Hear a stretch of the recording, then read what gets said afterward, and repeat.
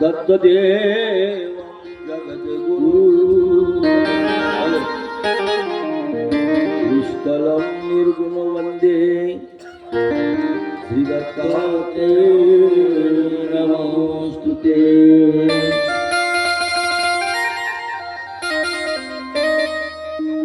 सच्चिदानंद रूपाय विश्वोत्पत्त्यादितवे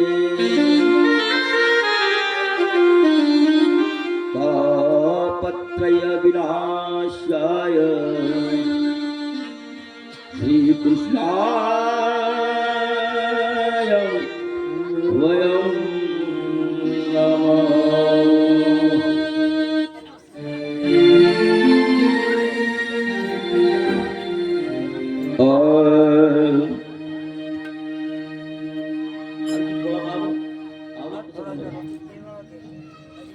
hello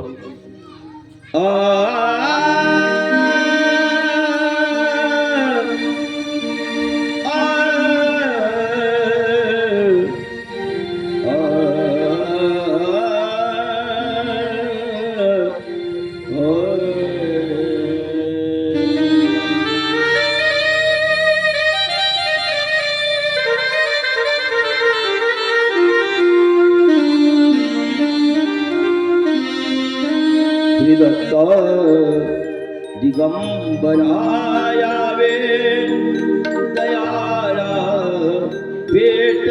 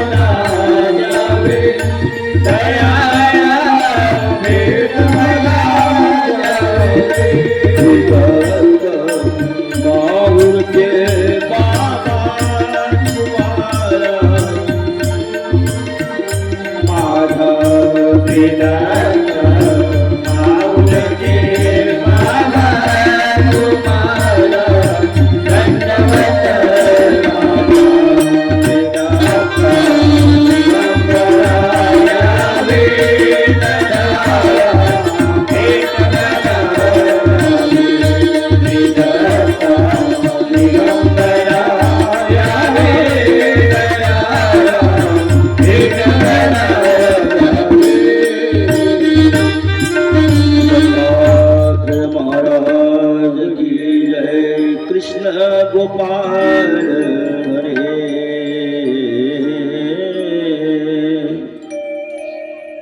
Deen Dayal हरे श्री कृष्ण गोविंद हरे मुरारी ये नाथ गोवर्धन गिरिधारी कृष्ण गोविंद हरे मुरारी ये नाथ गोवर्धन गिरिधारी कृष्ण गोविंद हरे मुरारी ये नाथ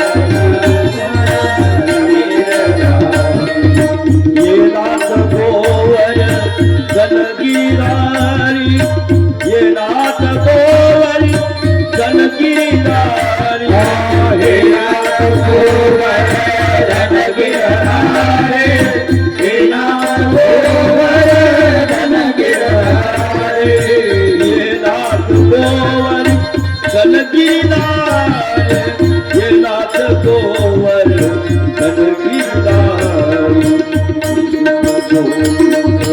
अरे मुरारी हे राम तोवर जनगिरीदारी कृष्ण गोविंद हे मुरारी हे राम तोवर जनगिरीदारी कृष्ण गोविंद हे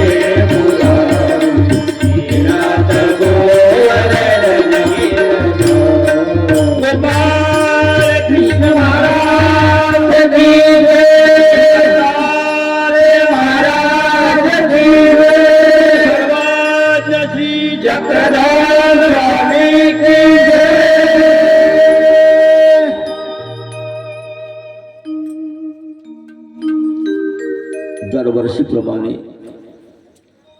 हो घातलेला कार्यक्रम आज या वर्षीचं पहिल्या दिवशीचं दुसरं सत्र सकाळला आपली पोती होऊन गेली. या ठिकाणी अथक परिश्रमातून ज्यांनी या कार्यक्रमाची उभारणी केली परमपूज्य परमादरणीय श्रद्धेय पूज्य श्री गोविंदराज दादाजी येळंबकर बाबा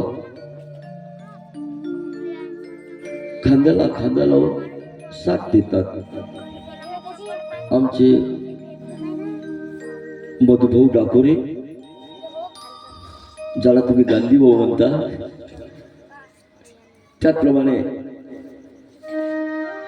देशमुख बाप्पू वैद्य साहेब सर्व या ठिकाणी उपस्थित असलेले माझ्यापेक्षा ज्येष्ठ श्रेष्ठ ज्ञानवृद्ध वयोवृद्ध तपोवृद्ध माझ्या समोर बसलेली सर्व भिक्षुक मंडळी. वास्तविक पाहता भिक्षुक मंडळीच्या समोर मी काय सांगावं तरी पण ते माझे परीक्षक आहेत. अनेक प्रकारच्या पोथ्या त्यांनी ऐकल्यात बघितल्यात पाहिल्यात आणि म्हणून त्यांनाही दंडोत प्रणाम. येळंबकर बाबाजींना दंडोत प्रणाम. माझे गुरुवर्य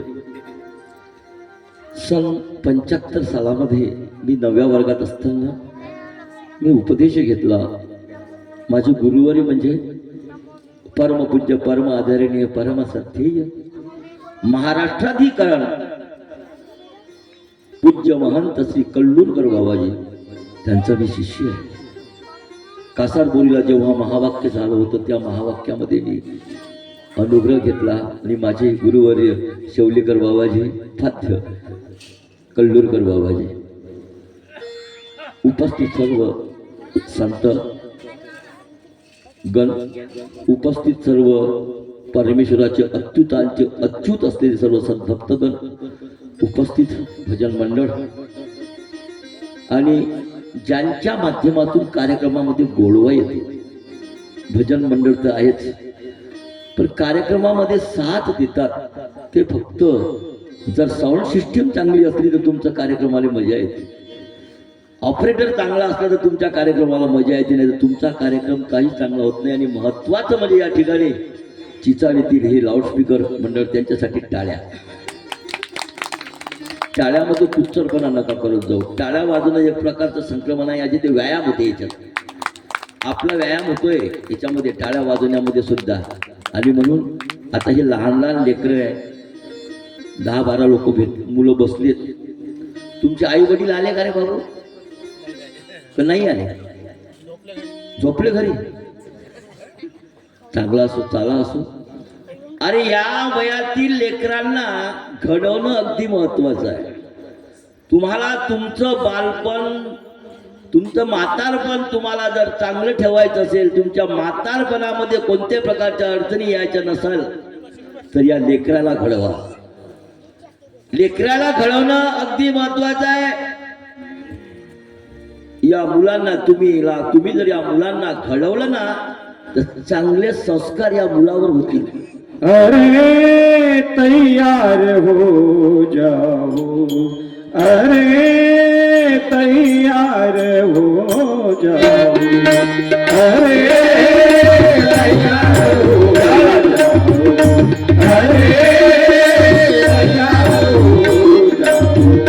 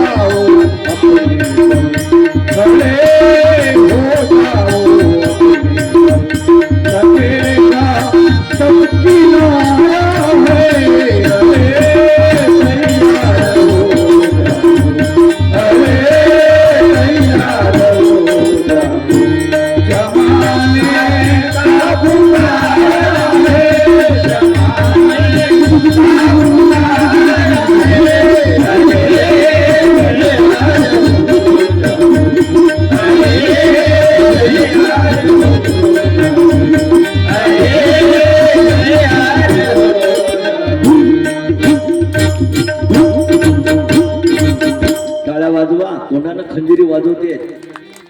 आणि लग्न जेव्हा श्रीकृष्णाचं असतं त्यावेळी सनई सुद्धा तोंडानंच वाजवतात. त्यांची बासरी जर तुम्ही ऐकाल, तुम्हाला ऐकायला देऊ, एखाद्या वेळी त्यांची बासरी ऐकल्यानंतर असं वाटतं की ओरिजिनल सनई वाजवतात ते असो. आणि म्हणून अरे तयार हो जाओ, ही जी लेकरं आहे ना याला तयार बनवा. हे जर तयार झाले तर तुम्हाला वृद्धाश्रमात जाण्याची गरज भासणार नाही. याला तयार करा, चांगले संस्कार या लेकरावर टाका, तेव्हा तुमचं आयुष्य चांगलं होईल माझे मायबापो. आणि या लेकराला जसं जिजाऊ आहे, रमाई आहे आणि वेगळं सावित्री आहे, वेगळ्या वेगळ्या वेगळ्या आयांनी आपल्या लेकराला घडवलं, तसं आपण आपल्या लेकराला घडवायचं आहे. संस्कार चांगले टाका त्याच्यावर. आपण काय तो काही काही बाया लहानस येते, त्यांना त्या बाईला ऐकण्याची आवड असते, येते ती लहानशा लेकराला घेऊन येते, जे 1.5-2 वर्षाचं लेकरू आहे ती आणते सोबत. आणि ती लेकरू जर बोंबललं, ते लेकरू जर रडलं तर मग तिलाही बसू देत नाही, शेजारली ऐकू देत नाही. ही व्यवस्था आपण केली पाहिजे. आणि या मुलांना सुद्धा संस्कार चांगल्या प्रकारचे घडवले पाहिजे. 2 मिनिटात सांगतो आणि आपापल्या कार्यक्रमाला जाऊ. आपण आपल्या लेकरांना संस्कार कसे घडवावे? आपल्याला पाहिजे फुगा. आपल्याला पाहिजे फुगा. आपल्याला पाहिजे फुगा. फुगा म्हणजे काय? कॉलर टाईप देखाव. आपल्याला फुगा, लोकांना मला चांगलं म्हणलं पाहिजे. आपल्याला फुगा, कॉलर टाईप. 6 वर्षाचं लेकरू, 6 वर्षाचं लेकरू आहे, त्याच्या घरी आता पाहुणे येणार आहे. पाहुणे येणार आहे. 6-7 वर्षाचं लेकरू, त्याच्या घरी पाहुणे येणार आहे. आणि तेव्हा त्याची आई त्या लेकराला सांगते म्हणे, बाबू आपल्या घरी पाहुणे येतात म्हणे. मग काय करावं म्हणे आई? पाहुणे येतील ना तेव्हा मी तुला म्हणेन की पाट आण रे. तर तू म्हणायचं म्हणे, आई कुठला पाट आणू? नागपूरचा आणू, सोलापूरचा आणू, कोल्हापूरचा आणू? कॉलर टाईट दिसली पाहिजे लोकांच्या समोर. नाही बा, काय VIP खोर आहे, नागपूरचं, सोलापूरचं, कोल्हापूरचंच काम आहे. वाटलं पाहिजे पाहुणे आले. फुगा दिला पोराला भोगून. आले पाहुणे, त्याला दिलं पाठ करून, नागपूर, सोलापूर, कोल्हापूर. पाहुणे आले. पाहुणे आल्यानंतर ते म्हणजे, बाबू पाठ आण रे.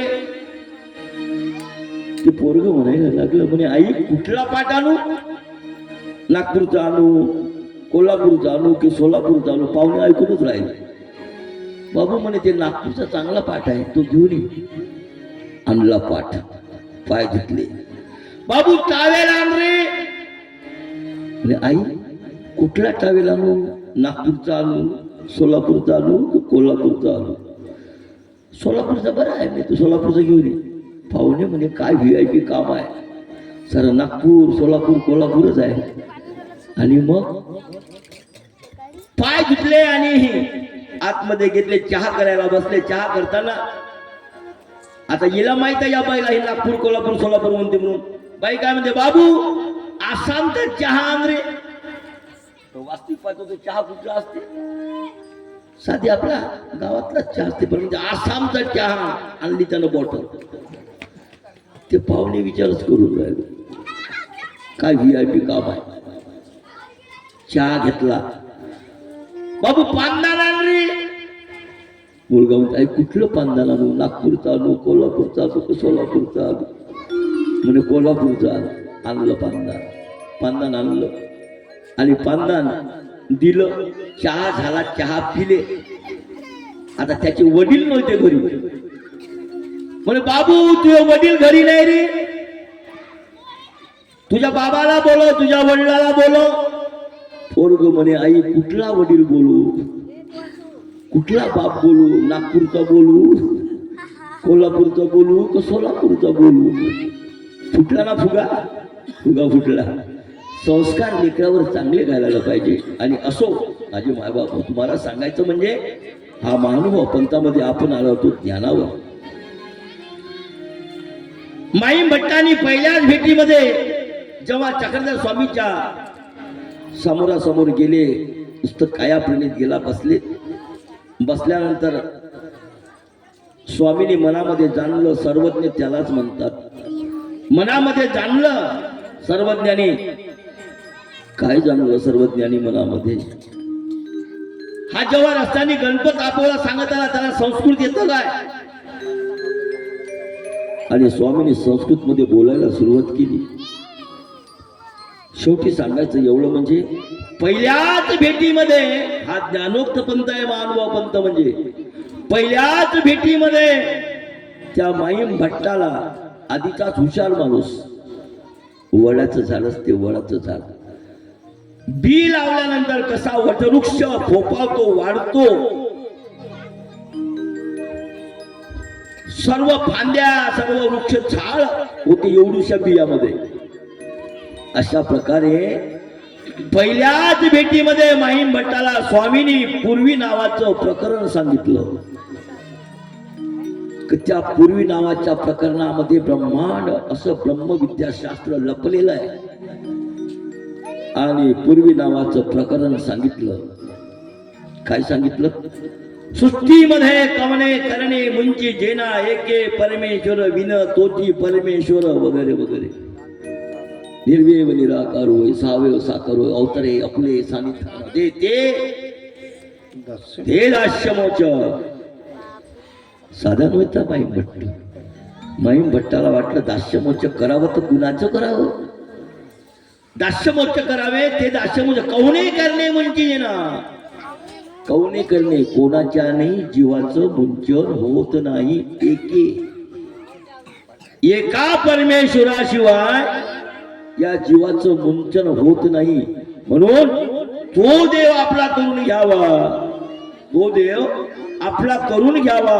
म्हणून आपला एक देव करून घ्यावा, आपला एक देव करून घ्यावा, आपला एक देव करून घ्यावा, आपला एक देव करून घ्यावा. तेने विन जीवा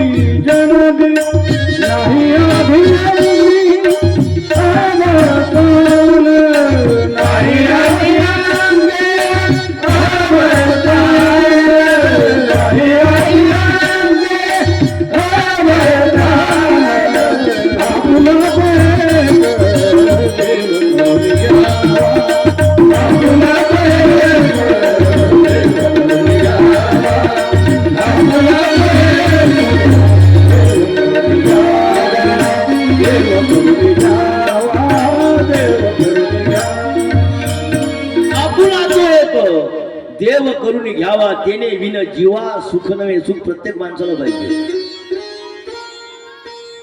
दुःख मिश्रित सुख त्याला सुख म्हणावं आणि निरतिशय सुख त्याला आनंद म्हणावं. पूर्वी नावाचं प्रकरण जसं आहे, कवने करणे मुंची येणार. कवने करणे म्हणजे देवी देवतांनी जीवानी जीवाचं मुंचन होत नाही. तुकाराम म्हणतात, काय म्हणतात, काय तो कळवाय आपुला तो एक देवतेने विनजीला सुख नव्हे. येरती माई के दुःखाची जनती. एका देवाला सोडून दुसऱ्या देवतेच्या माग लागलं तर येरती माई के दुःखाची जनिती. दुःख देतात, सुख देत नाहीये. देवता या दुःख नेहमी देतात. आणि म्हणून जेव्हा माईम भट्टाला सांगण्यात आलं ते दास्यमोचक, आणि माहीम भट्टाला तो शब्द हेरला आणि स्वामीला माहीम भट्ट म्हणतात, म्हणे जीजी दास्यमोचक कोणाच्यानं होतं, कोण दास्यमोचक करत.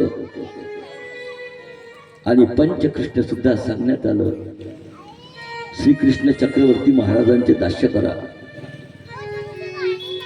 माहीम भट्ट म्हणतात ते युगच नाही आता दास्य कोणाचे करावे. मग स्वामी म्हणतात दत्तात्रय प्रभूचं दास्य करा. माहीम भट्ट म्हणतात अमोघ दर्शनी आहे, दर्शनच देणे नाहीये. जी आता कोणाचं दास्य करावं जी. तेव्हा ते म्हणतात द्वारावती काराचं करा. तिथं व्यसनच नाही, तिथं अवर दृश्य व्यसन आहे, अवर द्यायचं व्यसन आहे. म्हणजे श्री प्रभू बाबाचं करा, अबोलनीय वस्तू आहे. आता दास्य कोणाचं करावं. म्हणून प्रतिष्ठानी हे आणि म्हणून अशी जाणूवर थाप दिली. आणि त्याच क्षणी माहीम भट्टाला देव कळला. प्रतिष्ठानी हे इथेचे दास्यमोचक स्वामीनी आपल्यासाठी हे येथून प्रतिष्ठानी अशा प्रकारचे शब्द वापरले. हे येथून प्रतिष्ठानी हे अशा प्रकारचे शब्द वापरलेले आहे. आणि म्हणून माहीम भट्टाला तो देव निरूपण केलेला आहे स्वामीने. कोणता देव कुणाचं दास्य करावं. आपल्याला सुद्धा दास्य मोचक आहे, आपण दास्य कुणाचे करावं. आता तर स्वामीने असन्निधान आहे आपल्या सर्वाला. सन्निधान असून देवाच्या सन्निधानामध्ये असून जर देवाची आज्ञा प्रतिपालन केली नाही तर त्याला असन्निधानच आहे. सन्निधानामध्ये असून आपण असन्निधानामध्ये आहोत तरीही परमेश्वराच्या आज्ञानुसार आज्ञा प्रतिपालन करीत सन्निधान होय. म्हणून त्याला सन्निधान होते. आज्ञा प्रतिपालन करणं अगदी महत्वाचं आहे. आणि म्हणून आपल्याला कृतयुग, त्रेतयुग, द्वापारयुग आणि कलियुग हे 4 युग आहे. आणि 4 युगामध्ये आपल्याला सांगितलं आहे का पहिला हंस अवतार, दुसरा दत्तात्रय प्रभू, तिसरे द्वारावती काळ, चौथे गोविंद प्रभू आणि चक्रधर स्वामी. म्हणून सर्व जानतया तोची परमेश्वर. देव दत्तात्रय तोची करा. सर्व जानतया तोची परमेश्वर. सर्व जानतया तोची परमेश्वर. देवा दत्तात्रया तोची करा. देवा दत्तात्रया तोची करा. सर्व जानतया तोची परमेश्वर.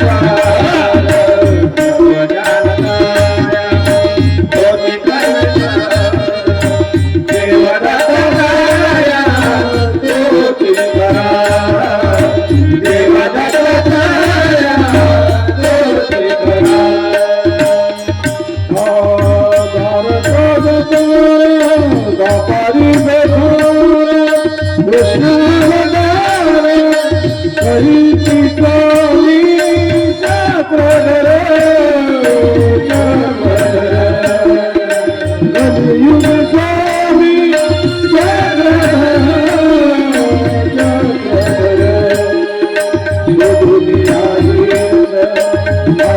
शिकार सोडून यायचं हाती घेते गार ऐसा तो पामर जाणे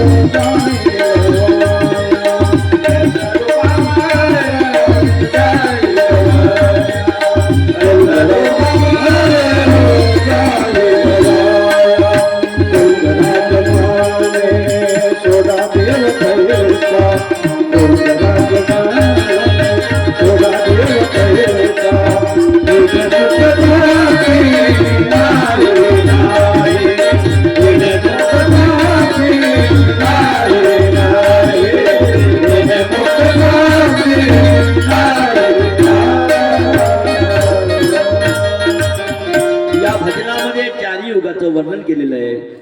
सर्वजान तया तोची परमेश्वर. सर्वजान म्हणजे सर्वज्ञ आहे. जो सर्व जाणतो त्याला परमेश्वर म्हणावं. सृष्टीमध्ये एका ठिकाणी बसल्यानंतर अख्ख्या सृष्टीमध्ये कुठं काय चालतं ज्याला कळते त्याला सर्वज्ञ म्हणावं. सर्वजान तया तोची परमेश्वर. कोणता?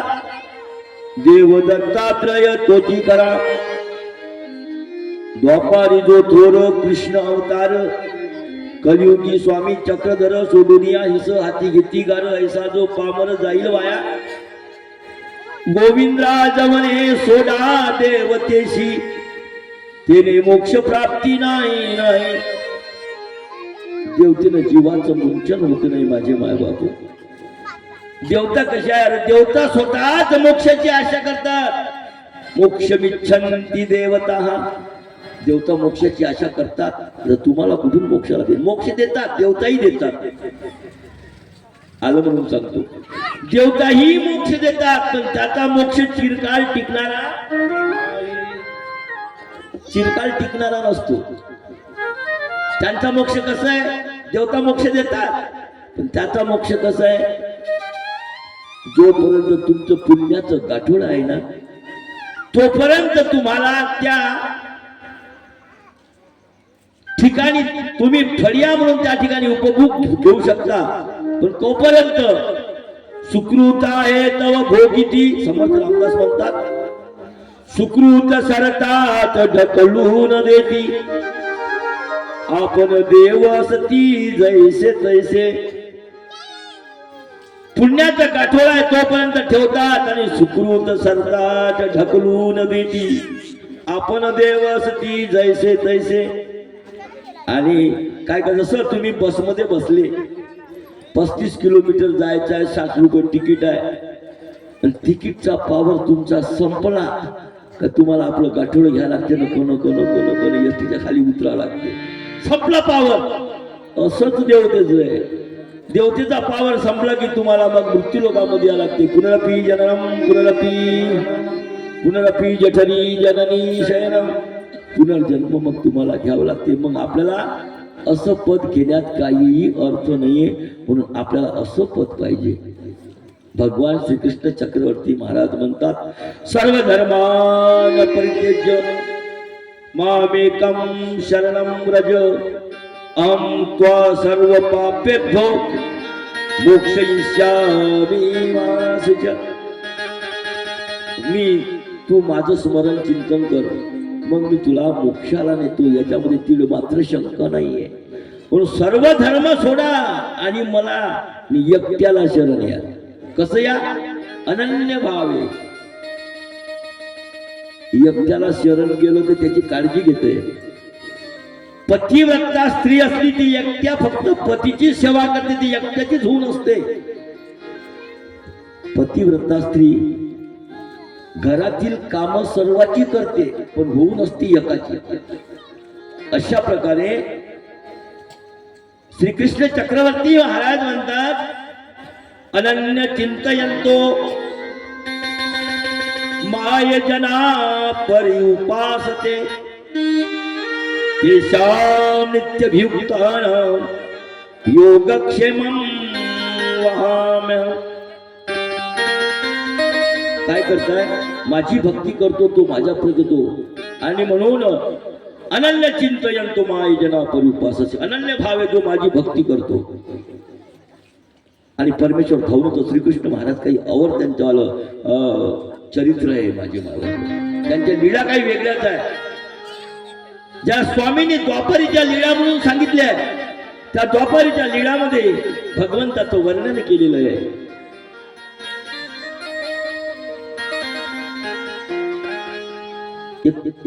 एक साधू असतो, एक साधू असतो.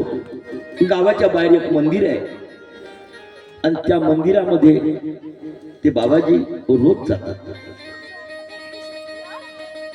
घरामध्ये दारिद्र्य आहे.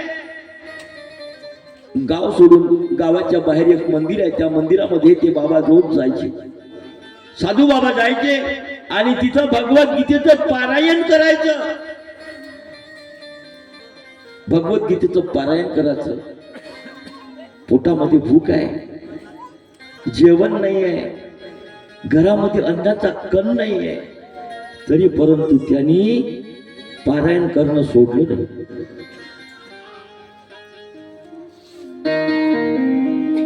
मंदिरामध्ये गेलेले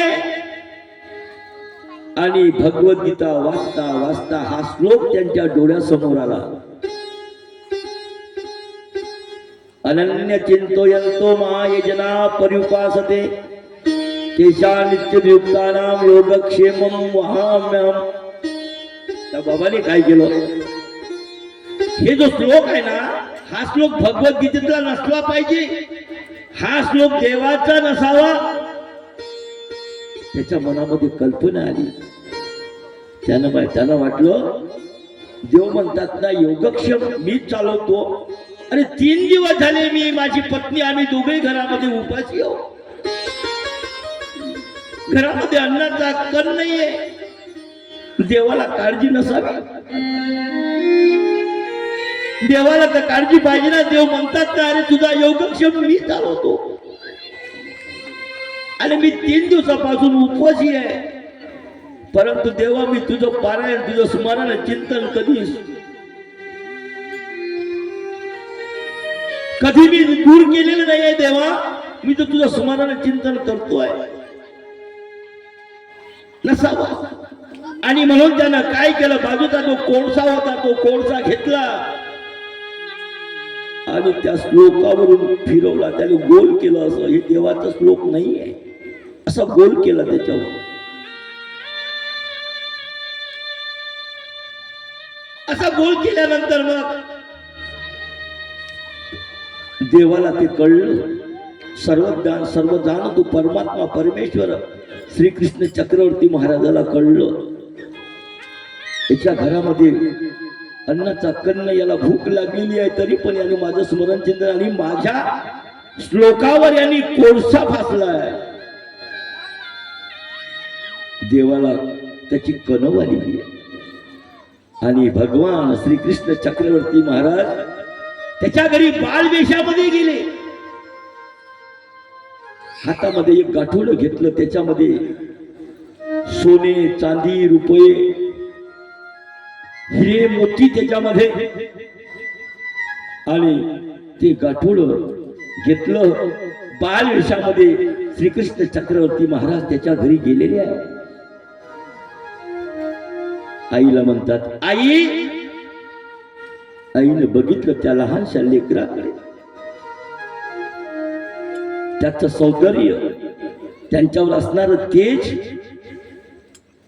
आणि सर्वज्ञ श्री चक्रधर स्वामी तर म्हणतात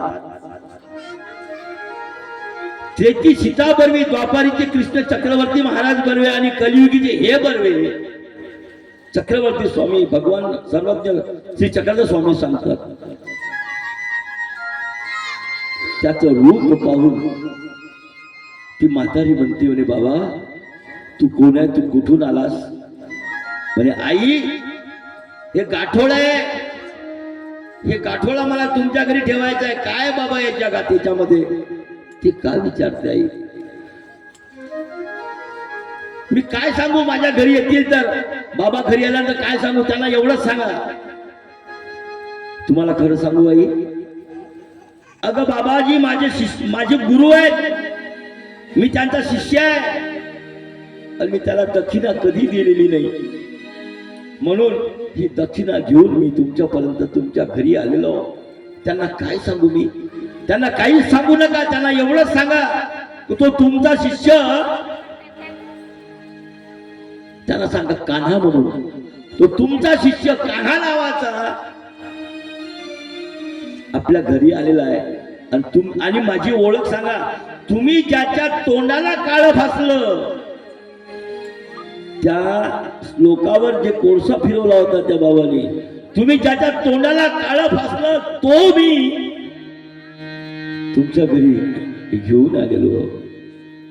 आणि मग त्या बाईने ते काठोडं घेतलं, ठेवलं. बाबाजी घरी आले. घरी आल्यानंतर त्या बाबाजी जवळ त्या म्हातारीनं सांगितलं, म्हणे हो तुमचा शिष्य आला होता, तुमच्या शिष्यानं तुम्हाला दक्षिणा द्यायची ते विसरून गेला, म्हणून तुम्हाला जरा नाव काय सांगितलं? काही नाही, त्याने एवढंच सांगितलं की त्यांना सांगा ज्याच्या तोंडावर तुम्ही काळं फासलं ना तो मीच आहे. तेव्हा मात्र सगळं अंतःकरणाने त्या बाबाजीच्या साधूभावाच्या डोळ्यातून आसलं वगळायला लागली. देवा तू खरोखर धन्य आहेस. काय पाप माझे झाले पार देवा, काय पाप माझे झाले पार देवा, काय पाप माझे झाले पार देवा, काय पाप माझे झाले पार देवा. भगवी केशवा, भगवी केशवा, अंतरीची काय पाप माझे झाले पार देवा, काय पाप माझे झाले पार देवा, काय पाप माझे झाले पार देवा. देवा तू मला अंतर दिलंस, माझ्याच्यानं असं काय घडले तू मला दिलंस. आणि जेव्हा गाठोडं बघितलं तेव्हा त्याच्या अंतःकरणातून त्याच्या डोळ्यातून आसू उघडायला लागली. म्हणे देवा मी तुला करू वेगळं समजलो, देवा मला माफ कर, मला माझ्या चुकीची क्षमा करा देवा. आणि म्हणून महानुभाव फक्त हा रोज संध्याकाळला प्रायश्चित करतोय आपल्या देवपूजेसमोर. हे महानुभावालाच करतो. आपल्या झालेल्या कर्माचं शालन होण्याकरता रोज संध्याकाळी देवाजवळ हा महानुभाव रडतोय. तुम्ही खरोखर देवाच्या जवळ तुम्ही जेव्हा जाता, देवासमोर आपण कानाने सांगता, जेव्हा कळत नकळत माझ्याकडून काही घडलं असेल आणि देवाच्या समोर जाऊन तुम्ही तत्कन आपल्या डोळ्यातून दोन आसवे जर गाळले ना तर तोच खरा ह्या देवाचा अभिषेक आहे. आणि म्हणून काय करावं प्रायश्चित आपल्याला कळते. आणि म्हणून सांगायचं म्हणजे एवढंच की आपण आलो होतो माहीम भट्टांकडे. आणि माहीम भट्टाने सांगितलं का बाबा देवा मला दास्य घडवाय, मला दास्य कुणाचे करावे सांगितलं. हे प्रतिष्ठा आणि हे इथे दास्य मोचक. आणि म्हणून मग सुरुवातीला सांगायचं म्हणजे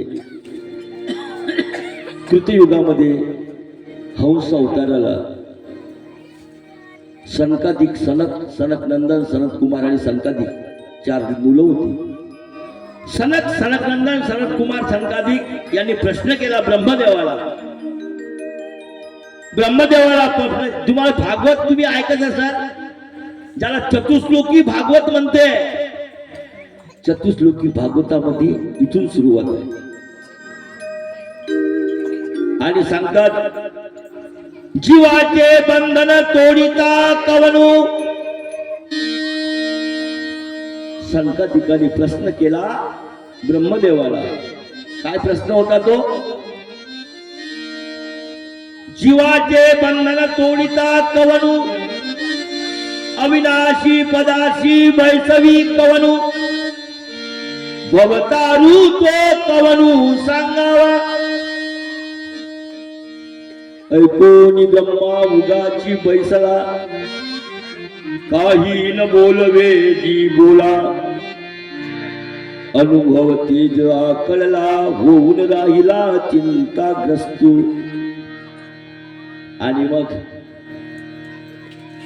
जो अंगे सजी चराचर, जो वेदाचे निज मंदिर, त्या ब्रह्म्याप्रती प्रश्न पडला सखोल. प्रश्न करते संकादिक, वक्ता सत्यलोक नायक. दोहीची पडली अटक, ते काळी देख मी आलो. काय सांगताय? प्रश्न करते संकादिक आणि वक्ता आहे तो सत्यलोक नायक. ब्रह्माला प्रश्न केला पण ब्रह्माला त्याच्या प्रश्नाचं उत्तर देता आलं नाहीये. आणि मग अशा पुढं ऐसा हंस अवतार झाला, संकादिकाशी वर बिदला. तो दाखवी विघ्न मोचक फला, अवतरला कृतयोगी. माझे शिष्य संकादिक, उद्धवा या रीती झाले देखो. अशा प्रकारे हंस अवतार झाला. ऐसा हंस अवतार झाला, संकादिकाशी वर दिला, तो अवतरला कृतयोगी. आणि म्हणून कृतयुगामध्ये संकादिकाने, परंतु तिर्यांचा अवतार होता तो. तिर्यांच्या साध्यात त्याला ज्ञान सांगता येतं. तिर्यांच्या काय ज्ञान होणार? म्हणून स्वामी म्हणतात की ते द्वार नुगडेची. कसं आहे, त्याच्यासाठी मनुष्य वेशच घ्यायला पाहिजे. त्यातल्या त्यात जी भाषा त्या भाषेत बोलता आलं पाहिजे अवतारालाही. म्हणून देववाणी ही मराठी भाषा देवानी निरूपिली. मराठी भाषेमध्ये सांगण्यात आलं सर्व शास्त्र, ब्रह्मविद्याशास्त्र. आता लिप्या वेगळ्या वेगळ्या, सकळ लिपी वेगळे वेगळे लिपी, तिकडे आपण जाऊ नये. वेगळ्या लिप्यांमध्ये आपण सगळं मराठीमध्ये आलेलो आहे. आता एवढंच नाही, ऑनलाईन सुरू झालं. ऑनलाईन पोथ्या होतात. आणि म्हणून कसे एका ठिकाणी व्यक्त परमेश्वर, अव्यक्त परमेश्वर व्यक्तामध्ये आले. आणि अव्यक्त परमेश्वर व्यक्तामध्ये कशासाठी आले? या जीवाला ज्ञान देऊन त्याचा उद्धार करण्याकरता आले. आणि म्हणून म्हणतात व्यक्त व्यक्त देवा तुझे त्या परमेश्वराचे उपकार. व्यक्त देवा तुझे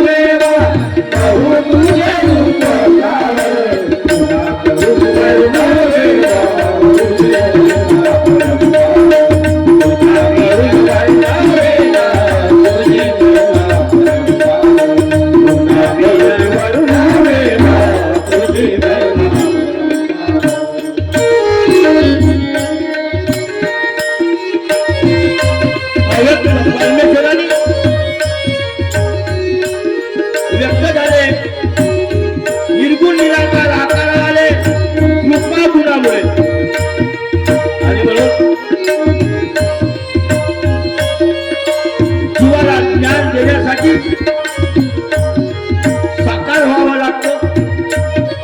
भक्ती निराकाराची करता येत नाही म्हणून साकार व्हावंच लागतं. आणि परमेश्वर जाणीजे,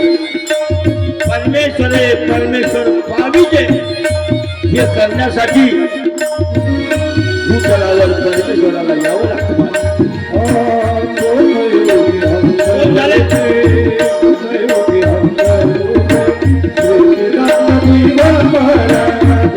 योगी हंस रूपे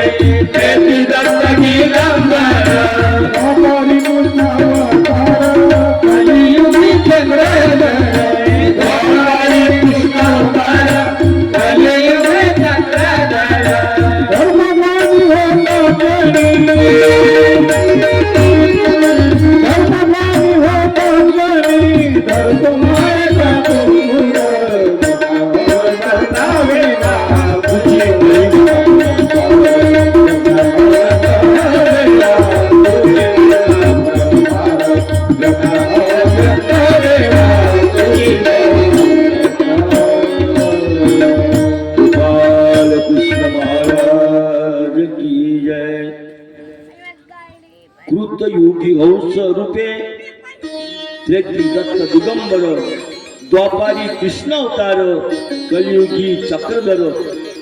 आणि म्हणून त्या परमेश्वराचे आपल्याला अनंत असे उपकार आहेत. आणि मग हंस अवताराने म्हणजेच भगवान श्रीकृष्ण चक्रवर्ती महाराजांनी कृतयुगामध्ये सनकादिकाच्या प्रश्नाची उत्तर दिलीत. त्रेतायुगामध्ये यदुजी राजाला ज्ञान दिलं. त्यांनीच ते पंचकृष्ण आहे ना, या पंचकृष्णाने कृतयुगामध्ये सनकादिके ब्रह्मापती ज्ञान दिलं हंस अवताराला.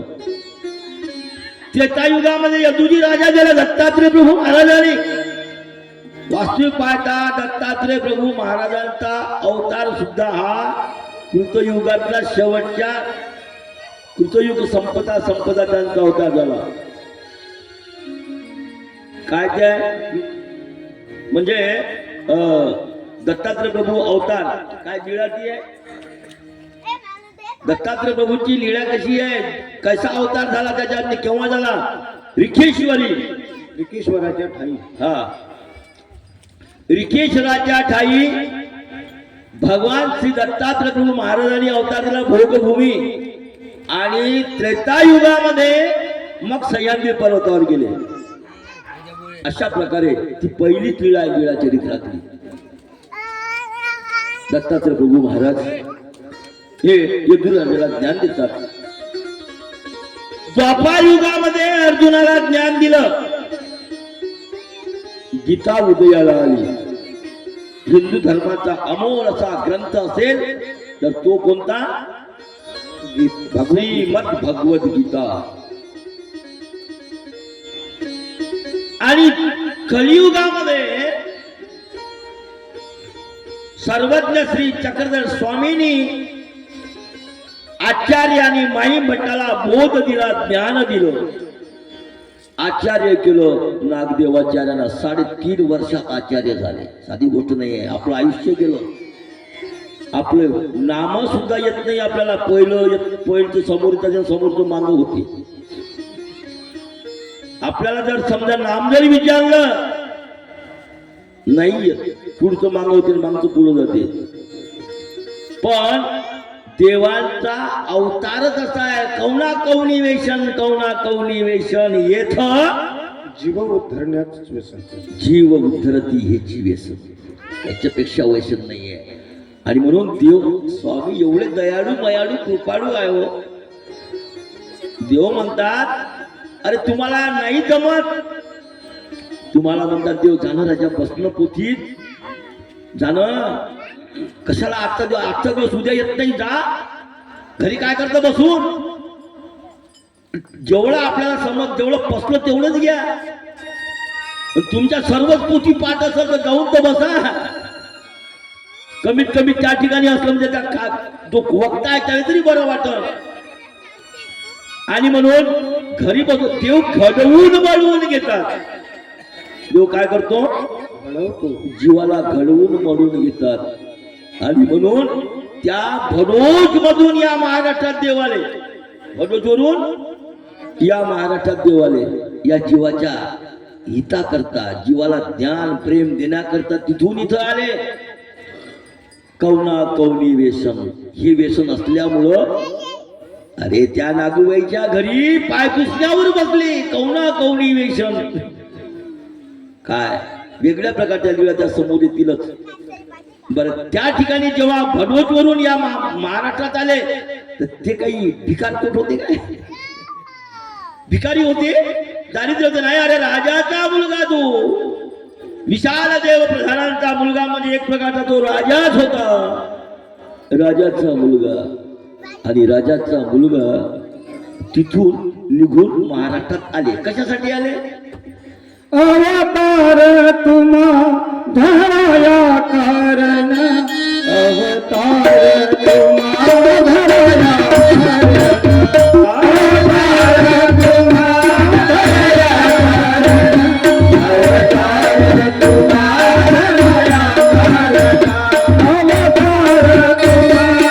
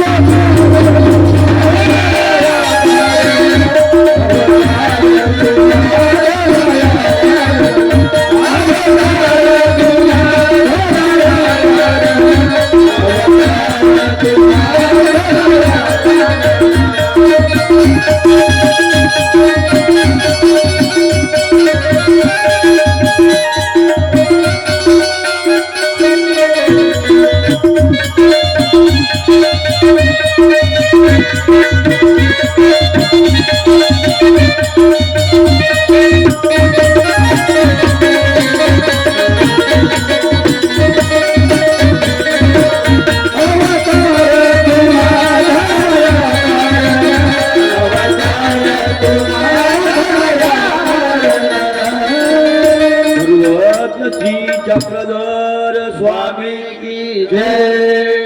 फडूज येथे आलेले स्वामी हरिपाळ देवानं होते आणि महाराष्ट्रात कशासाठी आले? काय कारण घडलं कोण सांगते? काय कारण घडलं? काही लोक म्हणतात त्यांना माहित आहे कमला राणीनं दागिने दिले नाही. खाली पसारे बाबा. कमला राणीनं दागिने दिले नाही म्हणून खमकी धरली आणि ते या महाराष्ट्रामध्ये आले असंही नाही. त्यांना येणंच होतं आणि ते आले. पण ते घरचे कसे आले?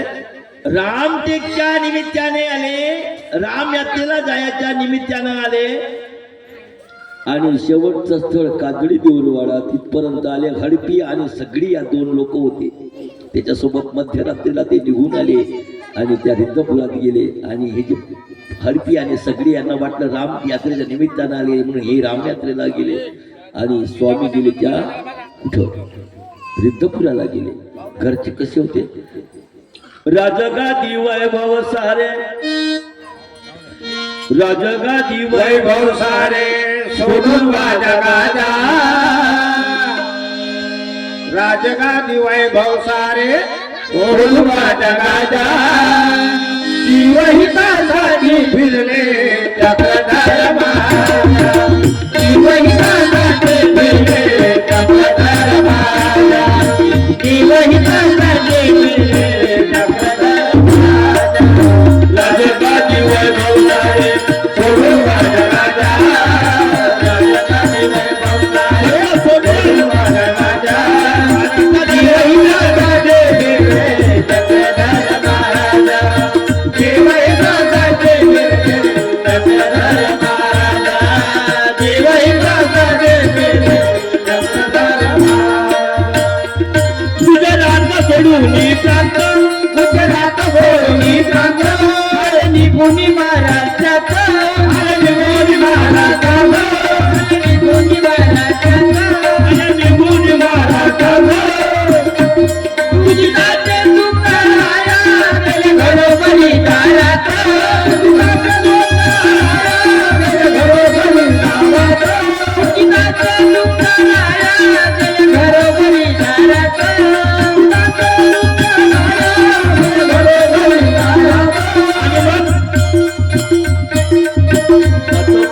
पाहिली नाही आऊत आणि बघितलं नाही आणि जातपात पाहिली नाही नवका भाव तुझा. जातपात पाहिली नाही नवका भाव तुझा.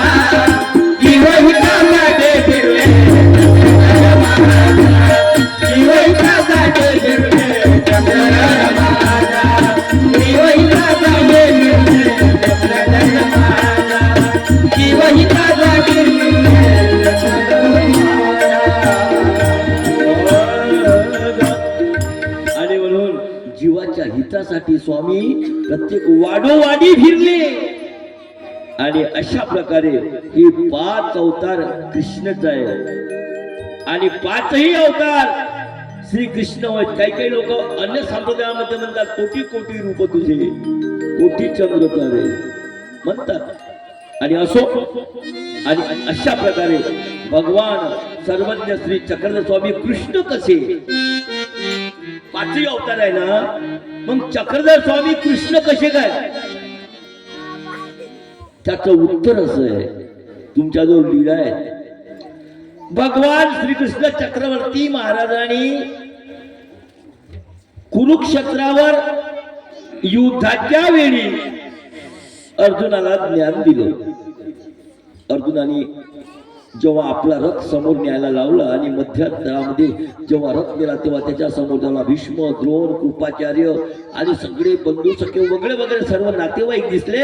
आणि त्यांनी आपला धनुष्यबाण खाली ठेवलेला आहे. धनुष्यबाण खाली ठेवला आणि म्हणे मी आता युद्ध करणार नाहीये, युद्ध करणार नाहीये. आपल्याला तिकडे जायला गोड असं ते चरित्र आहे. पार्थवदे कृष्णाशी, पार्थवदे कृष्णाशी देवा मारू कैसे मारू कैसे देवा मारू कैसे.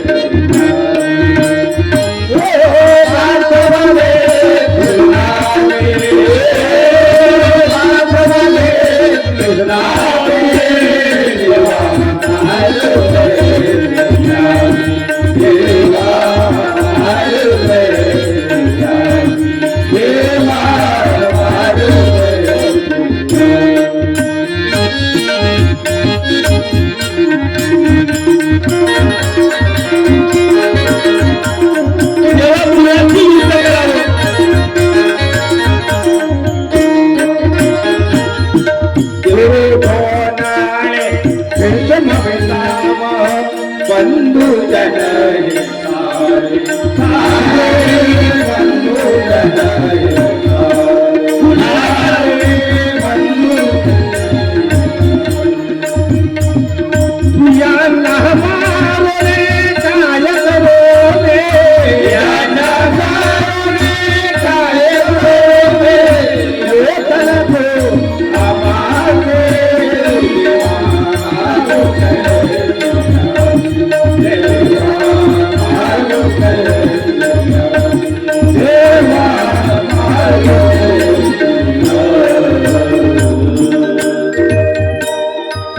देवा कुणासोबत मला युद्ध करायचं आहे? ज्याच्या हातामध्ये तीरकमठ आहे.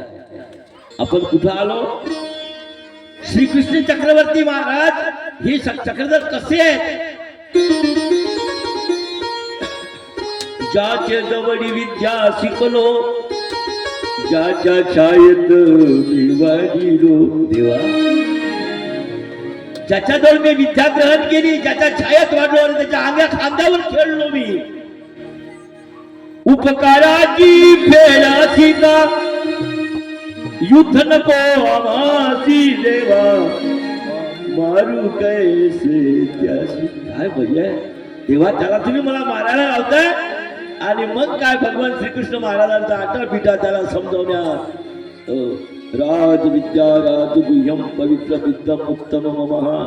गुह्याची गुह्य ज्ञान सांगायला लागली. चला असो, आपल्याला तिकडे जायचं नाही. आपल्याला फक्त तुम्हाला कथा माहिती आहे सर्वांना, पण आपण तिकडे जाऊ नये. आपल्याला फक्त एवढंच सांगायचं आहे. भगवान श्रीकृष्ण महाराजांनी जेव्हा गीता सांगितली अर्जुनाला उद्देशून, तेव्हा त्याच्या हातात काय होता? तीरकमठा होता. काय होता? तीरकमठा होता. आणि चक्रधर स्वामींनी जेव्हा बोध दिला, पहिल्याच वेळी जेव्हा चक्रधर स्वामी 12 वर्ष मौनावस्था होती, मौनावस्थामध्ये सर्वज्ञ त्या सालबंदीच्या डोंगराळ भागात गेले. आणि डोंगराळ भागात गेल्यानंतर कुण्या भटा ब्राह्मणाला पाहून त्यांनी ज्ञान दिलं नाही.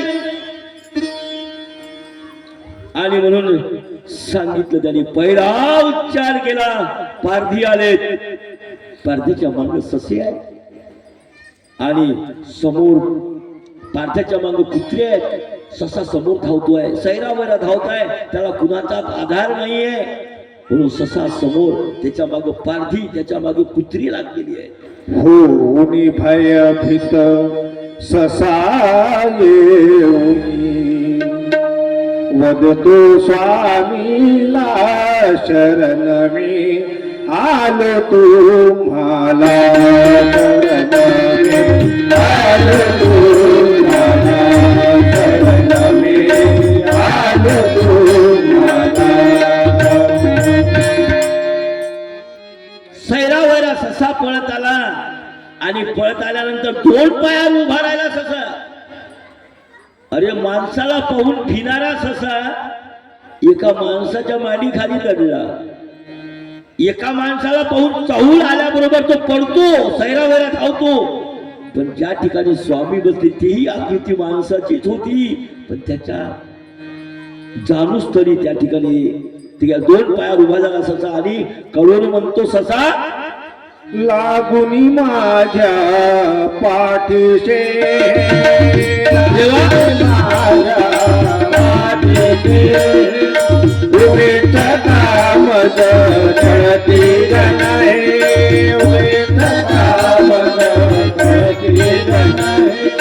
देवमुखीत मी घेऊन आलो, देवमुखीत मी घेऊन आलो तुमच्या चरणाला शरण मी आलो तुम्हाला शरण मी आलो तुम्हाला शरण मी आलो तुम्हाला. सर्वज्ञ श्री चक्रधर स्वामी की जय. चक्रधरा जय, चक्रधरा जय, राहुल राहुल चक्रधरा जय.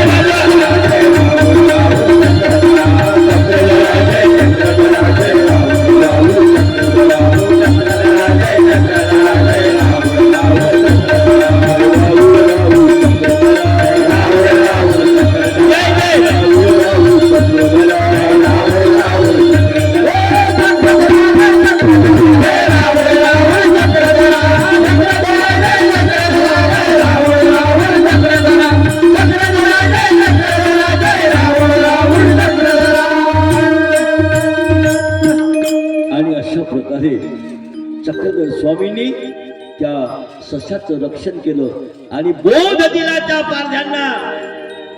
येणे तुमचे काही केले असे. पारध्याला म्हणतात, अरे तुमचं काय केलं याने? जंगलचा चारा खातो, जंगलचं पाणी पितो, येणे तुमचे काही केले असे. पारधी म्हणतात, अहो आमचा होडीचा ससा,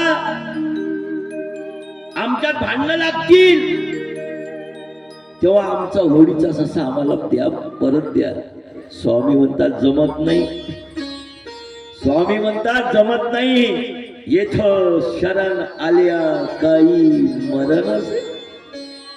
तो आम्हाला शरण येतो ना, मरण असे याचा अर्थ काय?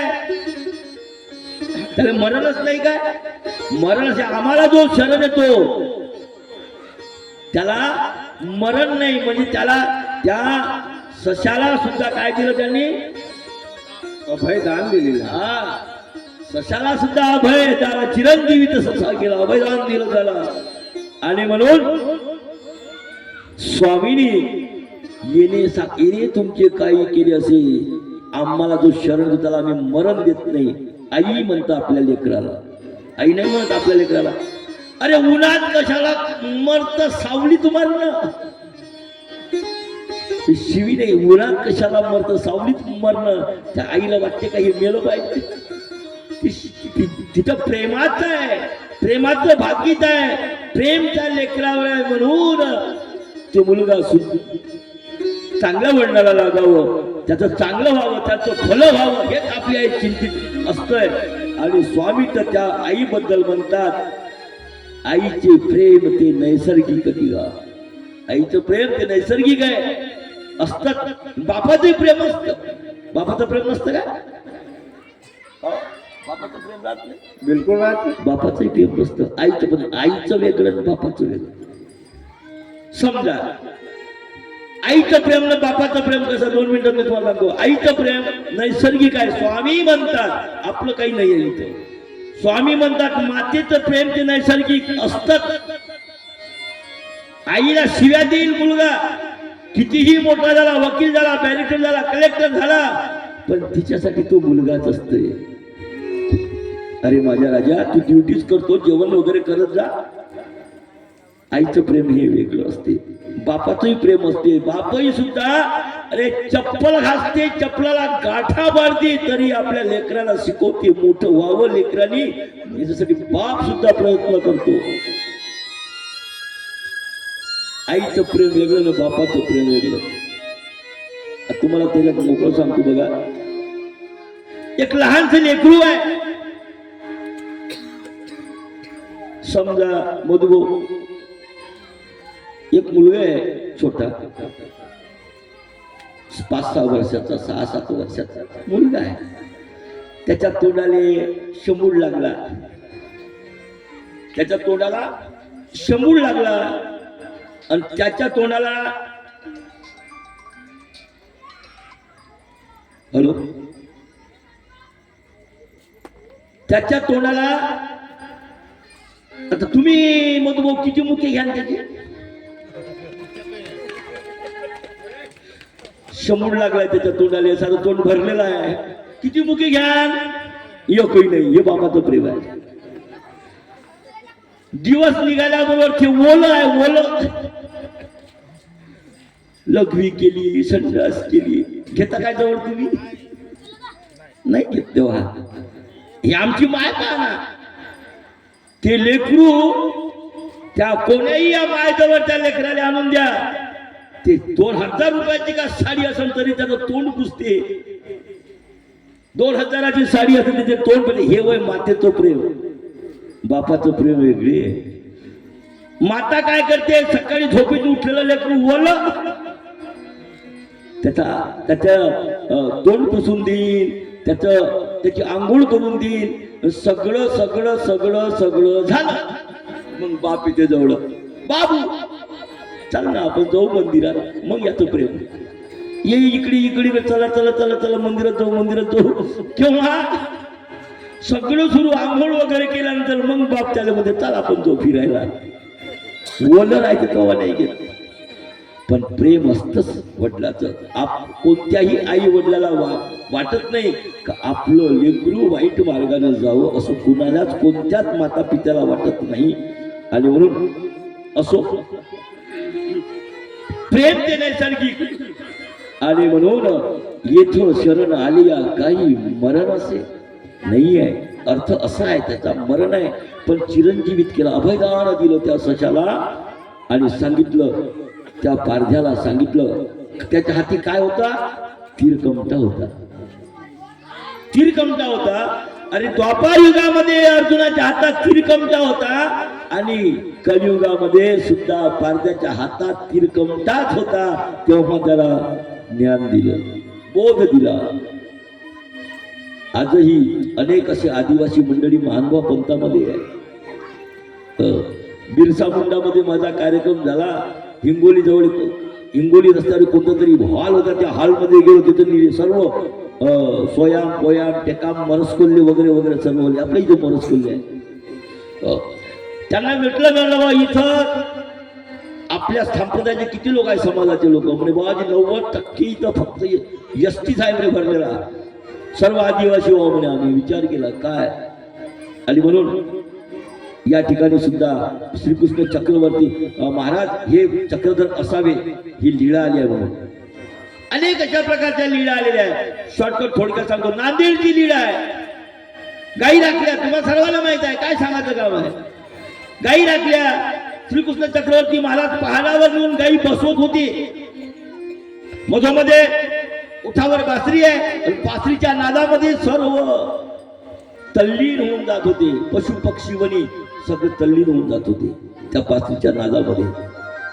पोट भरत असायचं त्या गायींचं. चक्र स्वामींनी तेच केलं. त्या ब्राह्मणाच्या गायी राखल्या, गायी राखल्या. ती लीळा मी सांगणार नाही, तुम्हाला सर्वांना माहित आहे. लीळा मी सांगणार नाही, पुढे आपल्याला निघायचं आहे. सोडीन पण बांधणार नाही, राखायला नेईन मी. काय द्यायचं, फक्त जेवण देत होते. सांगायचं काम असं आहे. आपल्याला त्या कथेमध्ये हात घाला, तिथे वेळ होईल, आपल्या समोर जायचं आहे. तात्पर्य म्हणजे याचा, शेवटच्या स्थळी जेव्हा ब्राह्मणाला लोक म्हणायचे अरे तुमचा गुराखी आहे, तुमचा डोंगरावर आपल्या गाई बसवतो, त्याला चारा देत नाही, पाणी पित नाही. तो ब्राह्मण म्हणे असं कसं होती, अरे आपल्या घरी तर पहिल्यापेक्षा भरपूर दूध मिळतंय, गाई लठ्ठ झाल्या आहे, दूध सगळं भरपूर मिळतंय, आणि तुम्ही असं कसं म्हणता. ब्राह्मण गेले, ब्राह्मणाने बघितलं आणि पाहिलं तर खरोखरच गाई त्या पहाडावर बसलेल्या होत्या, रमंथ करत होत्या गाई. आणि त्या ठिकाणी भगवान सर्वज्ञ श्री चक्रधर स्वामी बसलेले आहे बरोबर. त्याला वाटलं आपण चूक केली, आपण चूक केली. आता त्यांना आपण घरी आल्यानंतर आपल्या भक्तीने एक पाय धरावा, एक पाय मी धरेल आणि गोडधोड पकवान करीन. आपण श्रीकृष्ण चक्रवर्ती महाराजाला आपण गुराखी म्हणून पाठवलं. त्याला वाईट वाटलं, ठरवला पेत. पण स्वामी गेलेच नाही. स्वामी पुन्हा त्या ब्राह्मणाच्या घरी गेले नाही. तिकडल्या गाई सोडून दिल्या. आता बांधायची तर काही बोलीच नव्हती. गाई सोडून दिल्या आणि निघून गेले. सर्वज्ञाची नाही भेट झाली. पुन्हा आणखी सुद्धा चक्र स्वामीच्या खूप लीळा आहे श्रीकृष्ण असण्याच्या. मेहकरला जा, मेहकरला जेव्हा बोनेबाईच्या घरी गेले स्वामी, तुम्ही म्हणे वराडा कोण आले का, बोलायची नाही. तुम्ही मौनी देऊ का, बोलायची नाही. फक्त मानेने ओंकार केला. आणि मग त्या ठिकाणी सुद्धा मेहकरला लीला घडली अष्टमीच्या दिवशी. काय मजा आहे, काय प्रसंग आहे तो. अष्टमीच्या दिवशी जेव्हा बोनेबाईनी मातीचं गोकुळ केलं, मातीची नंद यशोदा केली, मातीची देवकी केली, मातीचा कृष्ण बनवायला लागली. आणि भगवंत त्या ठिकाणी गेले. मे बाई तुम्ही काय करीत असा, तुम्हाला माहित नाही, तुम्हाला माहित नाही आज जन्माष्टमी आहे, अष्टमी आहे, आज श्रीकृष्णाचा जन्म आहे, तुम्हाला माहित नाही. हो मला माहित आहे, पण मला एक सांगा की वसुदेव देवकी काही मातीची होती, श्रीकृष्ण काही मातीचा होता. आणि मग तुम्ही हे कशाला बनवता? त्या टाकून दे, ती बाजूला करा. आणि त्याला बाजूला केला काय म्हणजे त्या लिलेची तुम्ही बाजूला करा, त्याच्या टाकून द्या. मग तुम्ही देवकी व्हा, आम्ही कृष्ण होऊ. तुम्ही देवकी व्हा. तुम्ही देवकी व्हा, आम्ही कृष्ण होऊ. आणि काय मूर्ती आकुजे त्याच ठिकाणी सर्वज्ञ श्री चक्रधर स्वामींनी बालवेश धारण केला मध्यरात्रीला. गोपाल कृष्ण महाराज की जय.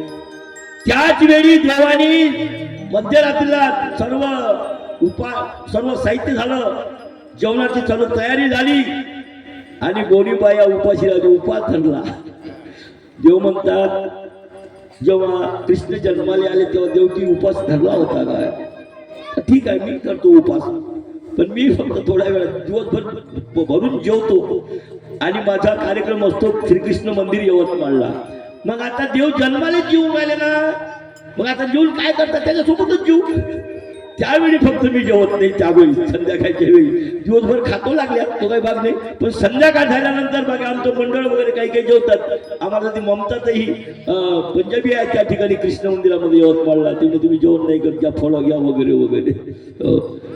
पण आता कसं आहे, आपल्याकडे एखादा पाहुणा आला कोणी पाहुणा, आणि पाहुणा आल्यानंतर आपण काय म्हणतो? त्याच्या अगोदर जेवण करून घेतो का? नाही करत. येऊ द्या, त्याला येऊ द्या, थोडं 5 मिनिट लेट होईल. मग असं माझं काम असं आहे, थोडं 5 मिनिट लेट होईल, 1 घंटा लेट होईल, नंतर जेऊ, काय फरक पडला?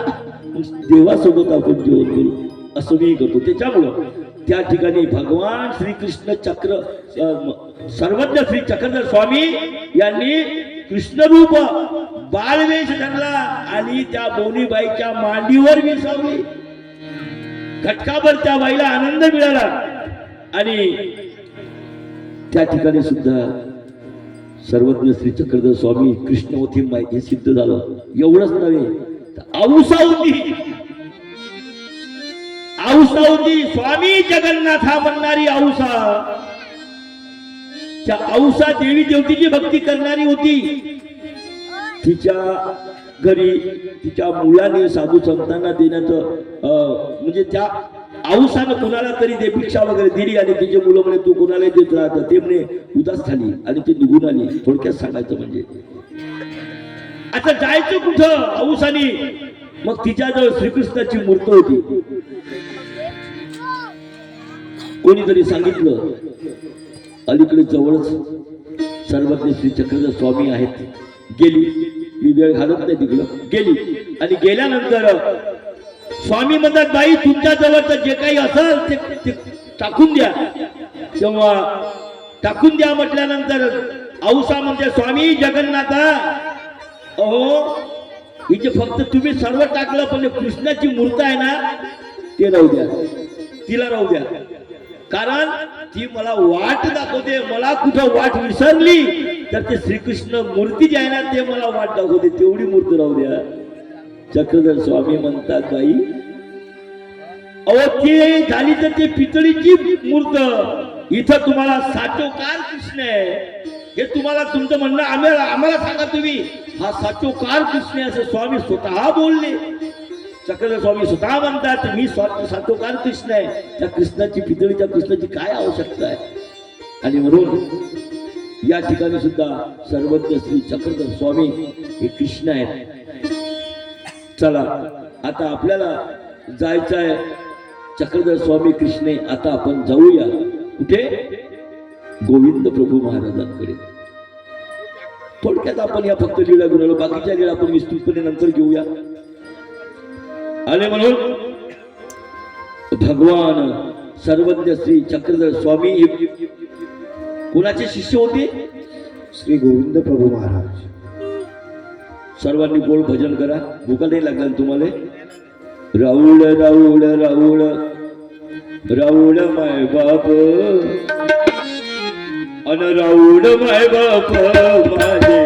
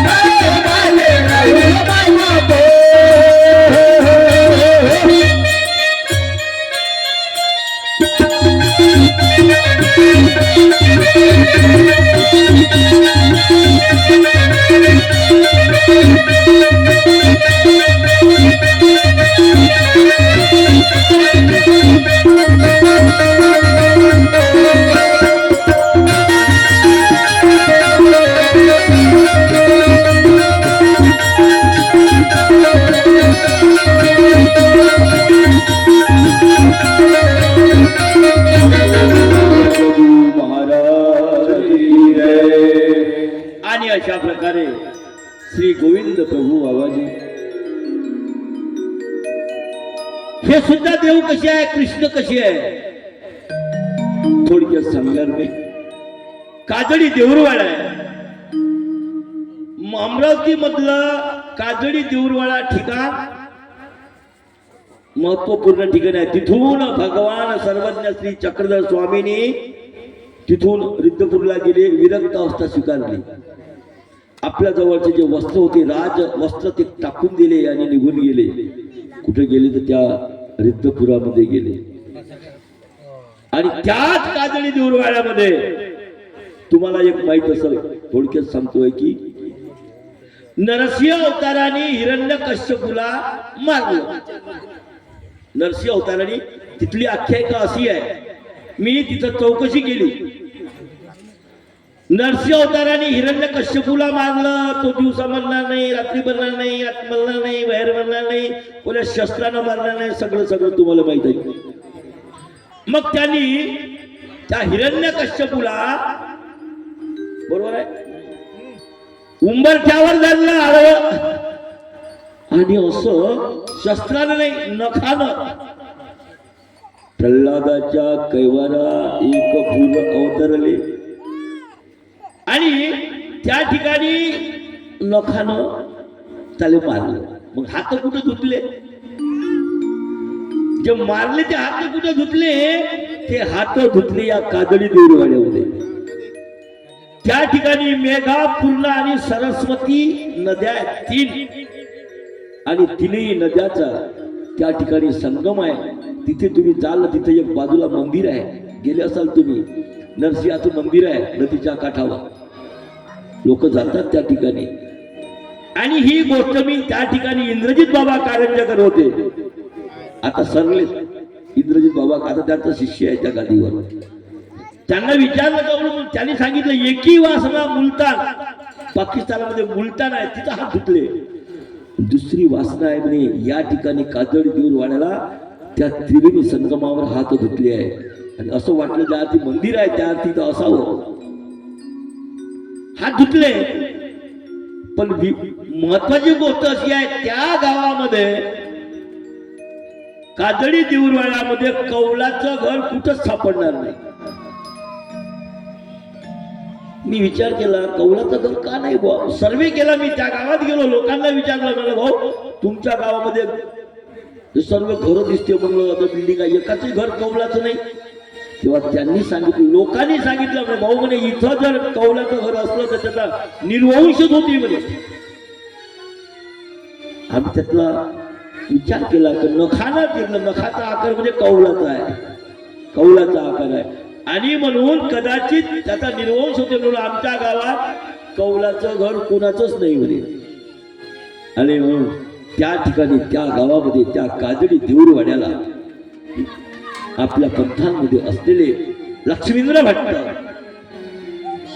भट्टांनी पोथी लावली. आणि पोथी लावल्यानंतर भगवान श्रीकृष्ण महाराजांचं चरित्राला सुरुवात झाली. भगवान श्रीकृष्ण चक्रवर्ती महाराजांचं च्या लीळा गोड लिहिल्या आहेत. लक्ष्मींद्र भट्ट पोथी वाचत आहे. त्याच ठिकाणी आमचे आचार्य सुद्धा त्याच ठिकाणी आहेत. आणि लक्ष्मींद्र भट्टांनी पोथी वाचली. 2 वासना आहेत. एक वासना अशी आहे की ते पोथी डोक्यावर घेऊन एवढे तल्लीन झाले, तर पोथी डोक्यावर घेतली, त्या पाण्यात आले, पायाला पाणी लागलं, अरे आपण आलो कुठं? मग म्हणे भक्त आहे पण देव नाही. दुसरी अशी कथा आहे, एवढी रंगून गेले त्या लिडेमध्ये, देवभान विसरून गेले.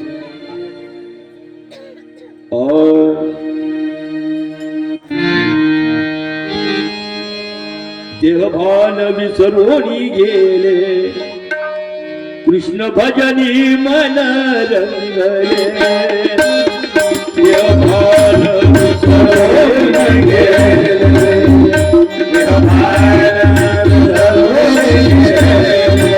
कृष्ण भजने मन रंगले कृष्ण भजने मन रंगले कृष्ण भजने मन रंगले एवढीचा तल्लीन झालेले आहेत आनंद राही नाही आपल्याला वेळी किती झाला भान विसरून गेले कृष्ण भजनी मन रंगले भजनी मन रंगले रंगले रंगले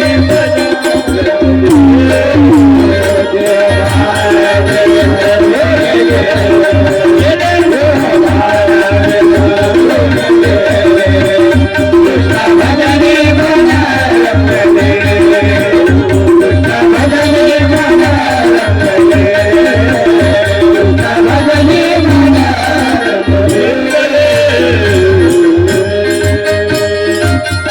आणि त्या कृष्णाच्या चरित्रामध्ये रंगून गेले आणि लक्ष्मींद्र भट्ट म्हणतात काय बोलतात भक्त आहे पण देव नाही. अरे आपण एवढं रंगून गेलो आपण भक्त आपण देव नाही आहे. पण त्यामध्ये ऐकणाऱ्यांमध्ये आमचे आचार्य होते नागदेवाचार्य होते आणि आचार्याने ऐकल्यानंतर आचार्य म्हणतात चुकलं तुम्ही चुकीचं बोलतात तुम्ही चुकीचं बोलतायत अहो भक्त आहे पण देव नाही. देव दुर्लभ की देवा ते आठविता दुर्लभ देवा ते आठविताही दुर्लभ आहे. देव तर दुर्लभ आहे भेटणं पण देवाचं स्मरण चिंतन करणाराही दुर्लभ आहे. दुर्लभाचा दुर्लभ आहे. मनुष्यानाम सहस्रेषु हजारामध्ये एखादा भेटल माणूस आणि म्हणून दुर्लभ आहे. तुम्ही चुकीचं बोलताय. आचार्य जेव्हा म्हणतात दाखवा कुठं देव आहे चला म्हणे दाखवू हे नव्हे रिद्धपूर. या रिद्धपुरामध्ये भगवान श्रीकृष्ण चक्रवर्ती महाराज आहेत चला आणि म्हणून द्वारका दर्शन आणि म्हणून चला म्हटल्यानंतर लक्ष्मींद्र भट्ट आणि आचार्य सोबत भक्त असतील काही ऐकणारे तेव्हा ते निघाले आणि निघाल्यानंतर आता आचार्य तो बोलले बोलून गेला देवा मी सांगितलं देव आहे पण भक्त नाहीये आहे तो दुर्लभ आहे. आणि मी सांगितलं देवा रिद्धपुरामध्ये श्रीकृष्ण चक्रवर्ती महाराज आहे देवा माझी लाज राखा. मी बोलून गेलो गोविंद प्रभू बाबांना विनंती केली आचार्यांनी देवा मी सांगितलं देव आहे हे नव्हे रिद्धपूर आणि म्हणून माझी लाज राखणं देवा तुमच्या हातात आहे.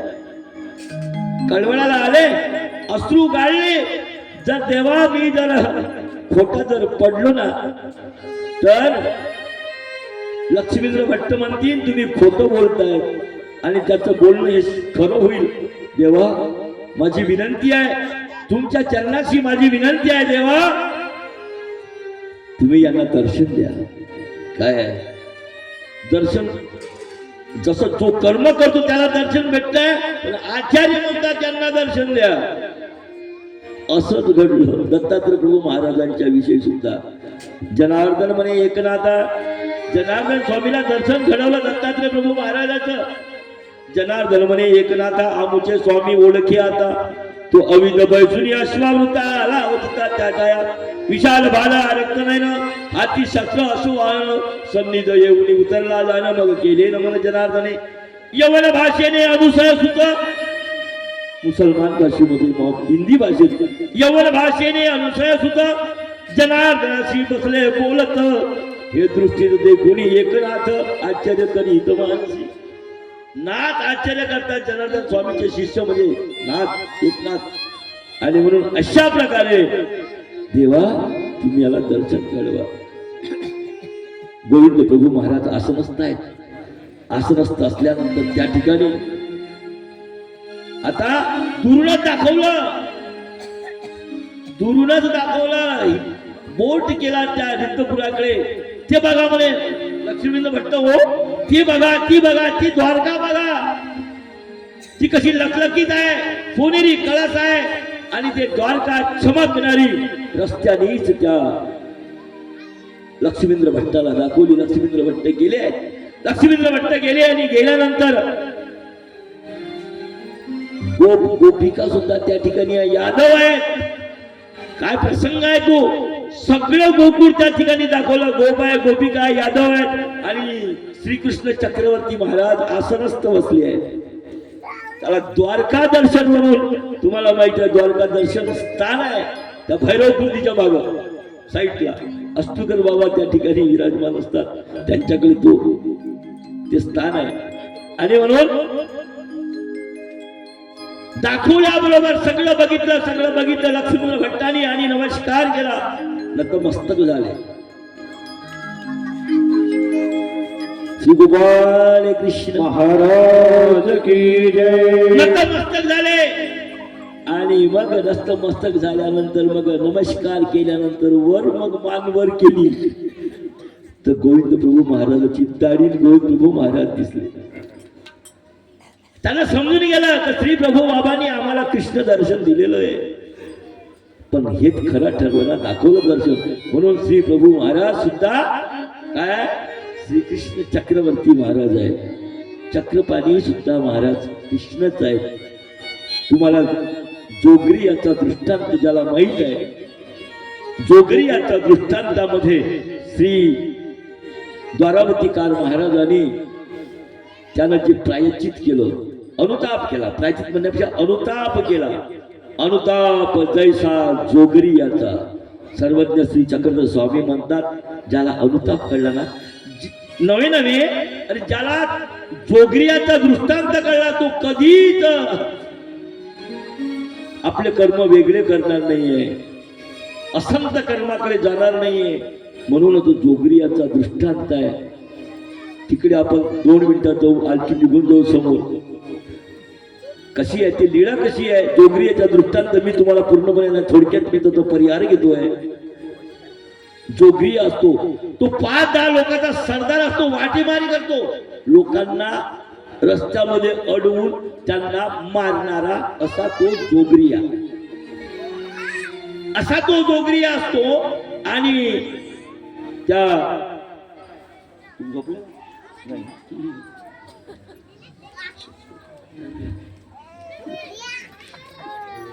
जोगरियाला 10-12 लोकांचा तो जोगरिया.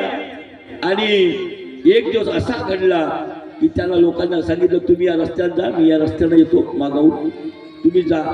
आणि मग यांनी काय केलं, एक वराड होतो, त्या वराडाला आडवे झाले.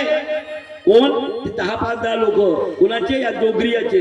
आडवे झाले आणि आडवे झाल्यानंतर त्यांना मारलं. त्यांच्या जवळचं सोनं नाणं जे काय पैसा असतील ते सर्व लुटला. एवढंच नाही केलं, त्यांना मारलं. आणि त्या मारण्याचा, त्या किंचाळण्याचा आवाज या जोगरियाच्या कानावर आला. जोगरिया दुसऱ्या दिशेने येत होता आणि मारेकरी एका साईडला, जोगरिया दुसऱ्या साईडला. किंचाळण्याचा आवाज आला, धावा, मी मरतोय, मला वाचवा, कोणी देवाचा धावा करायचाय. कसा आवाज आला. जोगरिया तो घोड्यावर असला आणि घोड्याने लगाम ओढला, टाच मारली. टाच मारल्यानंतर जोगरिया येऊन ज्या ठिकाणी तो प्रसंग घडलेला आहे त्या ठिकाणी जोगरिया आलाय.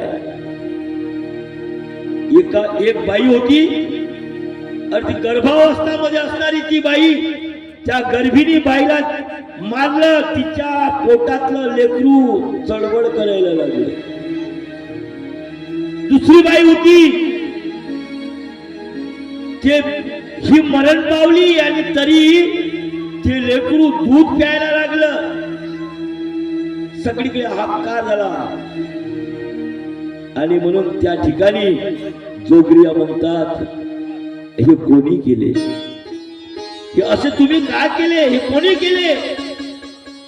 आपल्या अंतर्गत असलेल्या त्या लोकांना विचारतो जोगरिया. तेव्हा जोगरियाला ते लोक म्हणतात, तुम्ही सांगितले म्हणून आम्ही केले. तुम्ही सांगितलं ना मारायला, मी सांगितलं. अरे तुम्हाला एवढं पण तुम्हाला लुटायला सांगितलं, तुम्हाला मारायला सांगितलं, तेव्हा तुम्ही सांगितलं. जोगरियाला खूप वाईट वाटलं. मी सांगितलं, मी जोगरिया ओलेनी कांकरे तोंड शिविले.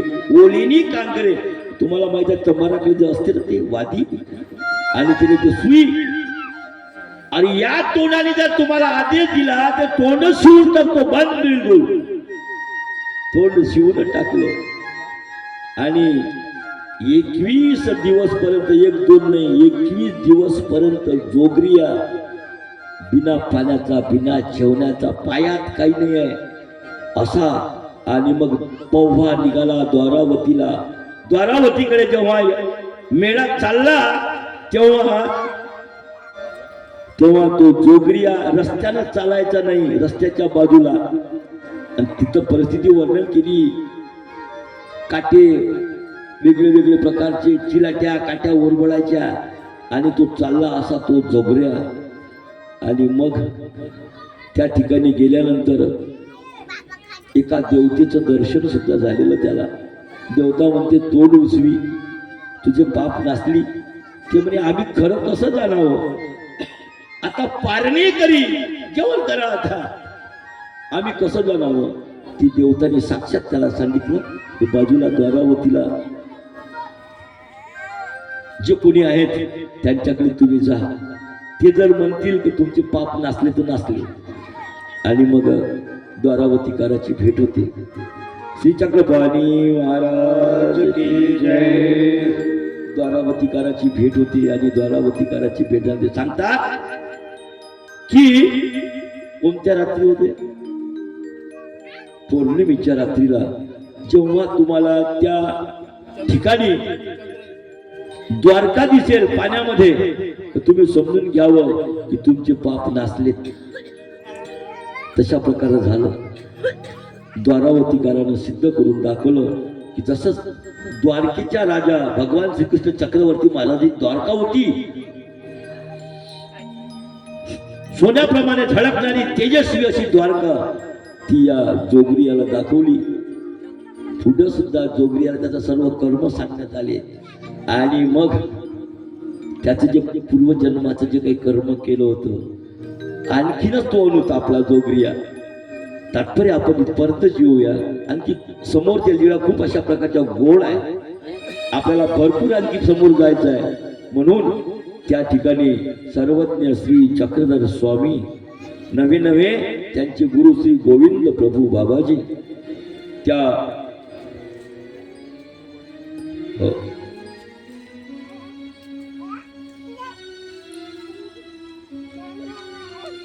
श्री गोविंद प्रभू बाबाजी नवे नवे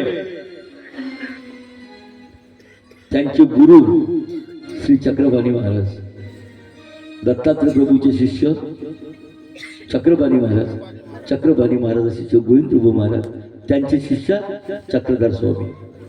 आणि मग अशा प्रकारे ते सुद्धा सिद्ध झालं की द्वारावतीकार श्री चक्रपाणी महाराज हे सुद्धा श्रीकृष्ण होत. आता नंतर राहिले, आता दत्तात्रय प्रभू महाराज तर आहेतच.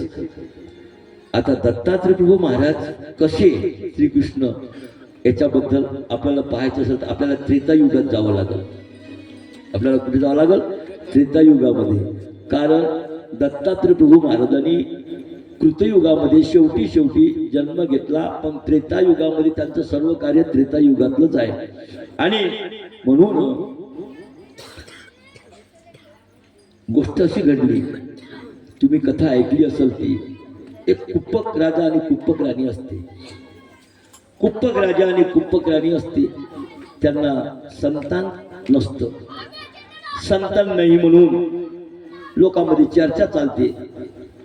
नदी तीरावर धुण्याच्या ठिकाणी, कपडे धुण्याच्या ठिकाणी लोक म्हणायचे अरे ते आपले राजे आहेत ना, कुपकराणी त्यांना मुलबाळच नाही आहे. मग नाही आहे ना, आपण म्हणतो जेव्हा गोपाल कायाचा आपण अभंग घेतो ना, गोपाल कायाच्या अभंगामध्ये आमचा प्रश्न असतो, श्रीकृष्ण चक्रवर्ती महाराजांनी वसुदेव देवकीच्याच घरी देवकीच्याच उदरी का जन्म घेतला, इतरत्र का जन्म नाही घेतला, याचं उत्तर या लिहित आहे. हे माझं मोकळं सांगणं असते, एकदा हे सांगितलं की डबल सांगायचं कामच पडणार नाही, फिट होऊन जाते बिलकुल. आपलं मोकळं साहित्यिक आपण काही बोलत नाही. आणि जेव्हा देवकीच्या उदरी श्रीकृष्णाने अवतार धारण का केला, याचं उत्तर या लिहित आहे की कुप्पक राजा आणि कुप्पक राणी यांना संतान नसल्यामुळं हे कुप्पक राजा आणि कुप्पक राणी याला लोक बोलायचे, अरे ती कुप्पक राणी वाज आहे, तिला मूल नाही आहे, बाया गोष्टी करायच्या. आणि लोकाला कोणाला हिनवायचं असलं, कोणाला बोलायचं असलं, कोणाची ताती करायची असली ना, स्वामी म्हणतात आपण कोणाची ताती करू नये तर आपली कोणी ना करी. आणि म्हणून करू नको अवगुणया फुले अंतरी दिसती, अवगुणया फुले अंतरी दिसती, करू चिंता त्याची व त्याची, करू नको निंदा कुणाची, करू नको निंदा कुणाची, करू नको निंदा. अवगुणया फुले अंतरी दिसती, अवगुणया फुले अंतरी दिसती, करू चिंता त्याची व त्याची, राष्ट्रसंत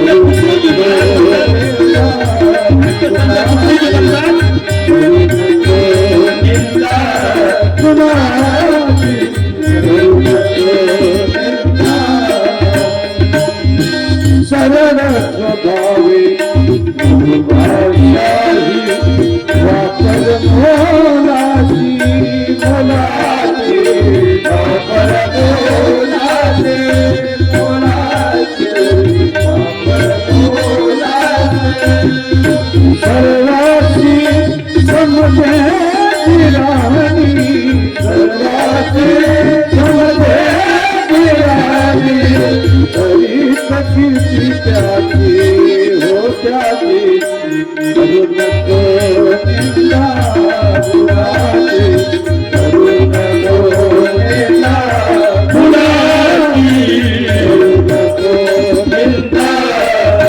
अवगुणया फुले अंतरी दिसती, अवगुणया फुले अंतरी दिसती, करू चिंता त्याची व त्याची, करू नको निंदा कुणाची, करू नको निंदा कुणाची, करू नको निंदा.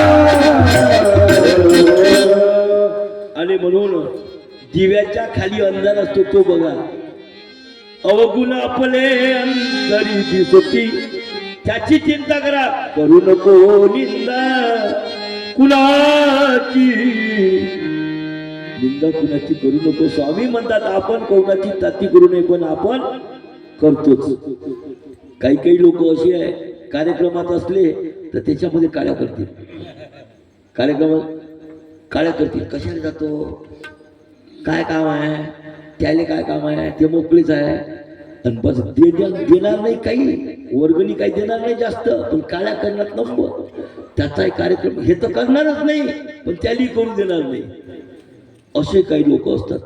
वर्गणी सुद्धा दोन्ही चाकं चांगले पाहिजे, दोन्ही चाकं चांगले पाहिजे वर्गणी सुद्धा देताना. आणि त्याच्यातलं एक चाक जर बरोबर नसलं तर ते वाढाय जे चाक चालते ना, ती गाडी रस्त्यावर नाही चालू देत. पती आणि पत्नीचे दोन्ही चाकं चांगली पाहिजे परमार्थामध्ये. तिने म्हणलं जा, चांगला आहे कार्यक्रम आहे, जा तुम्ही जा, जायला पाहिजे. पण काही काही काय लावलं, आमच्या ते भजनवाले काही काही लोक आहेत ना, काय लावलं, या गावून उठले का त्या गावले, त्या गावून उठले का त्या गावले, खायला घेतले मस्त, चालले मस्त. त्याला काय माहित आहे इथं किती कसरत काढायला लागते ते. आमचे सुखदेवराव होते, त्याच्यात इकडे आल्यावर लगेच फोन येते त्याच्या मागून, पोचले काय चालू आहे, झालं काय जेवण, अरे मानभावाचा कार्यक्रम आहे, खाता खाता मरते इथं. खाण्याची काय गोष्ट करते, खातच राहा.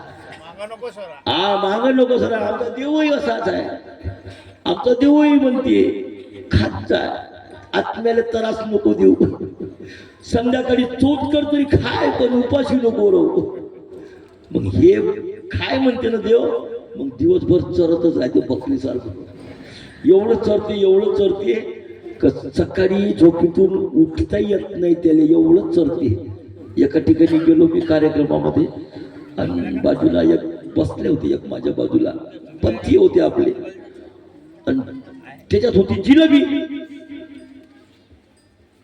एवढ्या जिलेब्या खाल्ल्या त्यानं, संतोष भाऊ, एवढ्या जिलेब्या, 40 जिलेब्या खाल्ल्या, मी मोजतच होतो.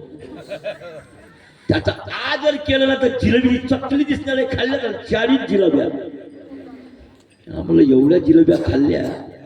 मग आला मठ्ठा, म्हणलं भाऊ एवढ्या जिलेब्या खाल्ल्या, म्हटलं आता हे मठ्ठा कुठं पचवतो म्हणलं तू.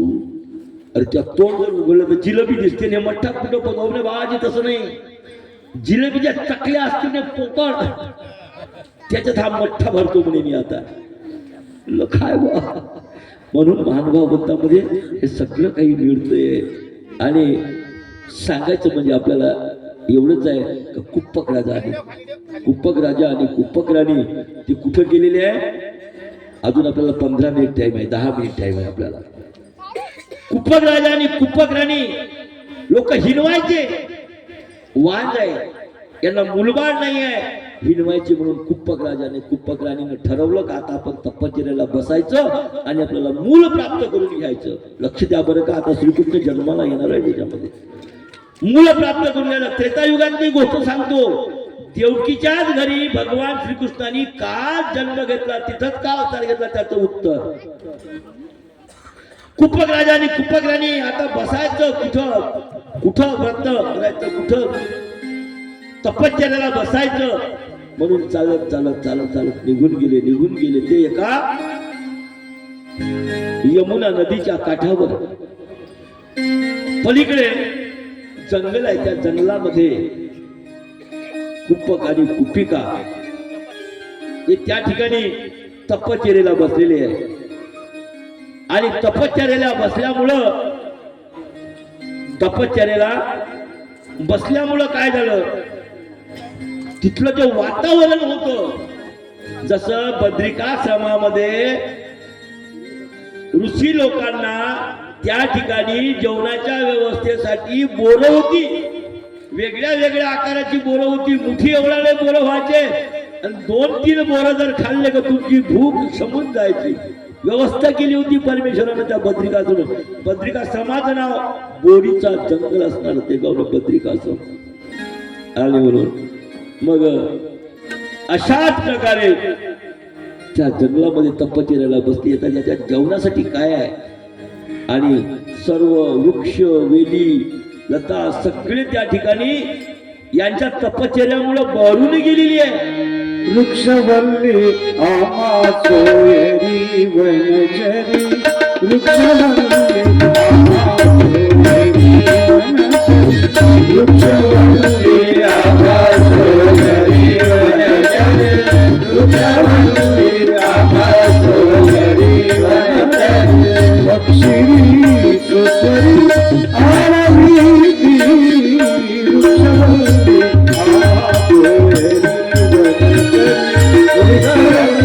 आम्हा सोयरी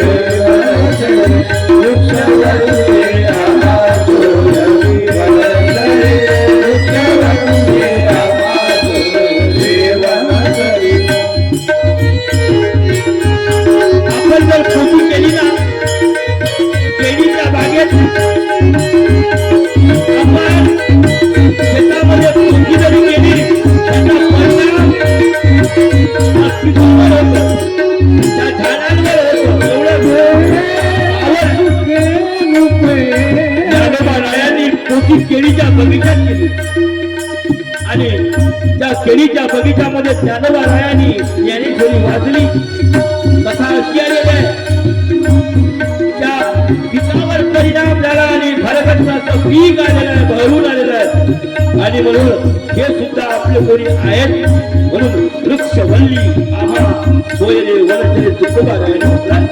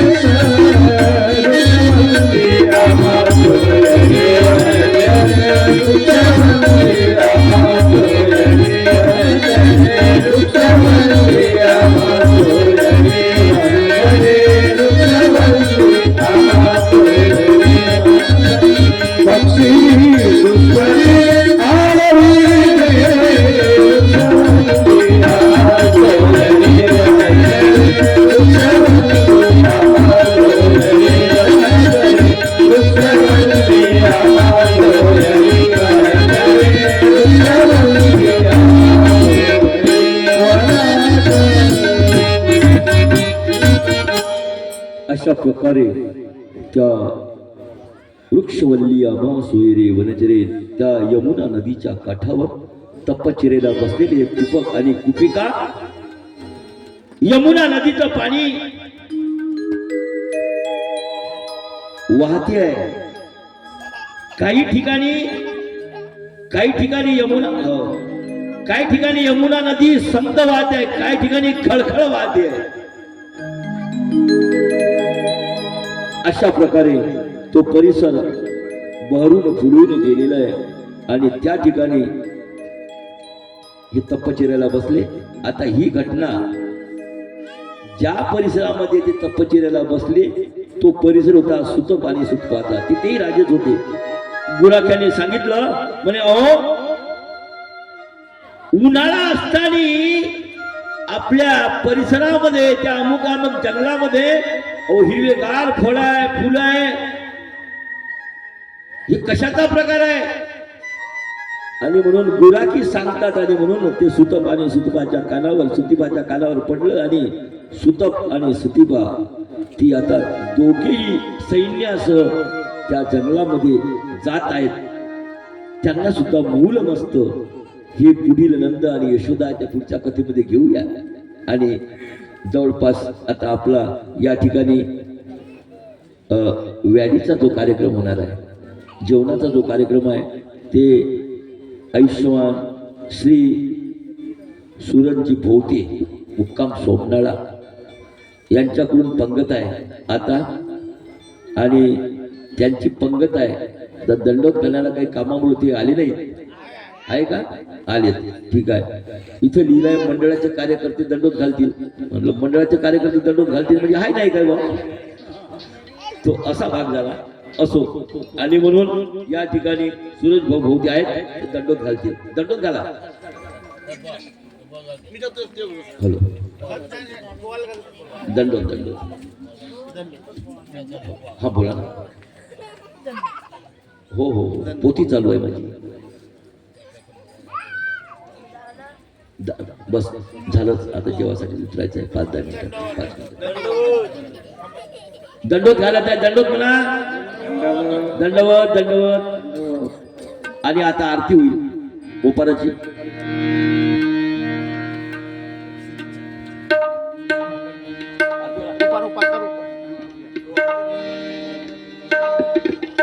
पंचावतार तुम्ही आरोगणेला,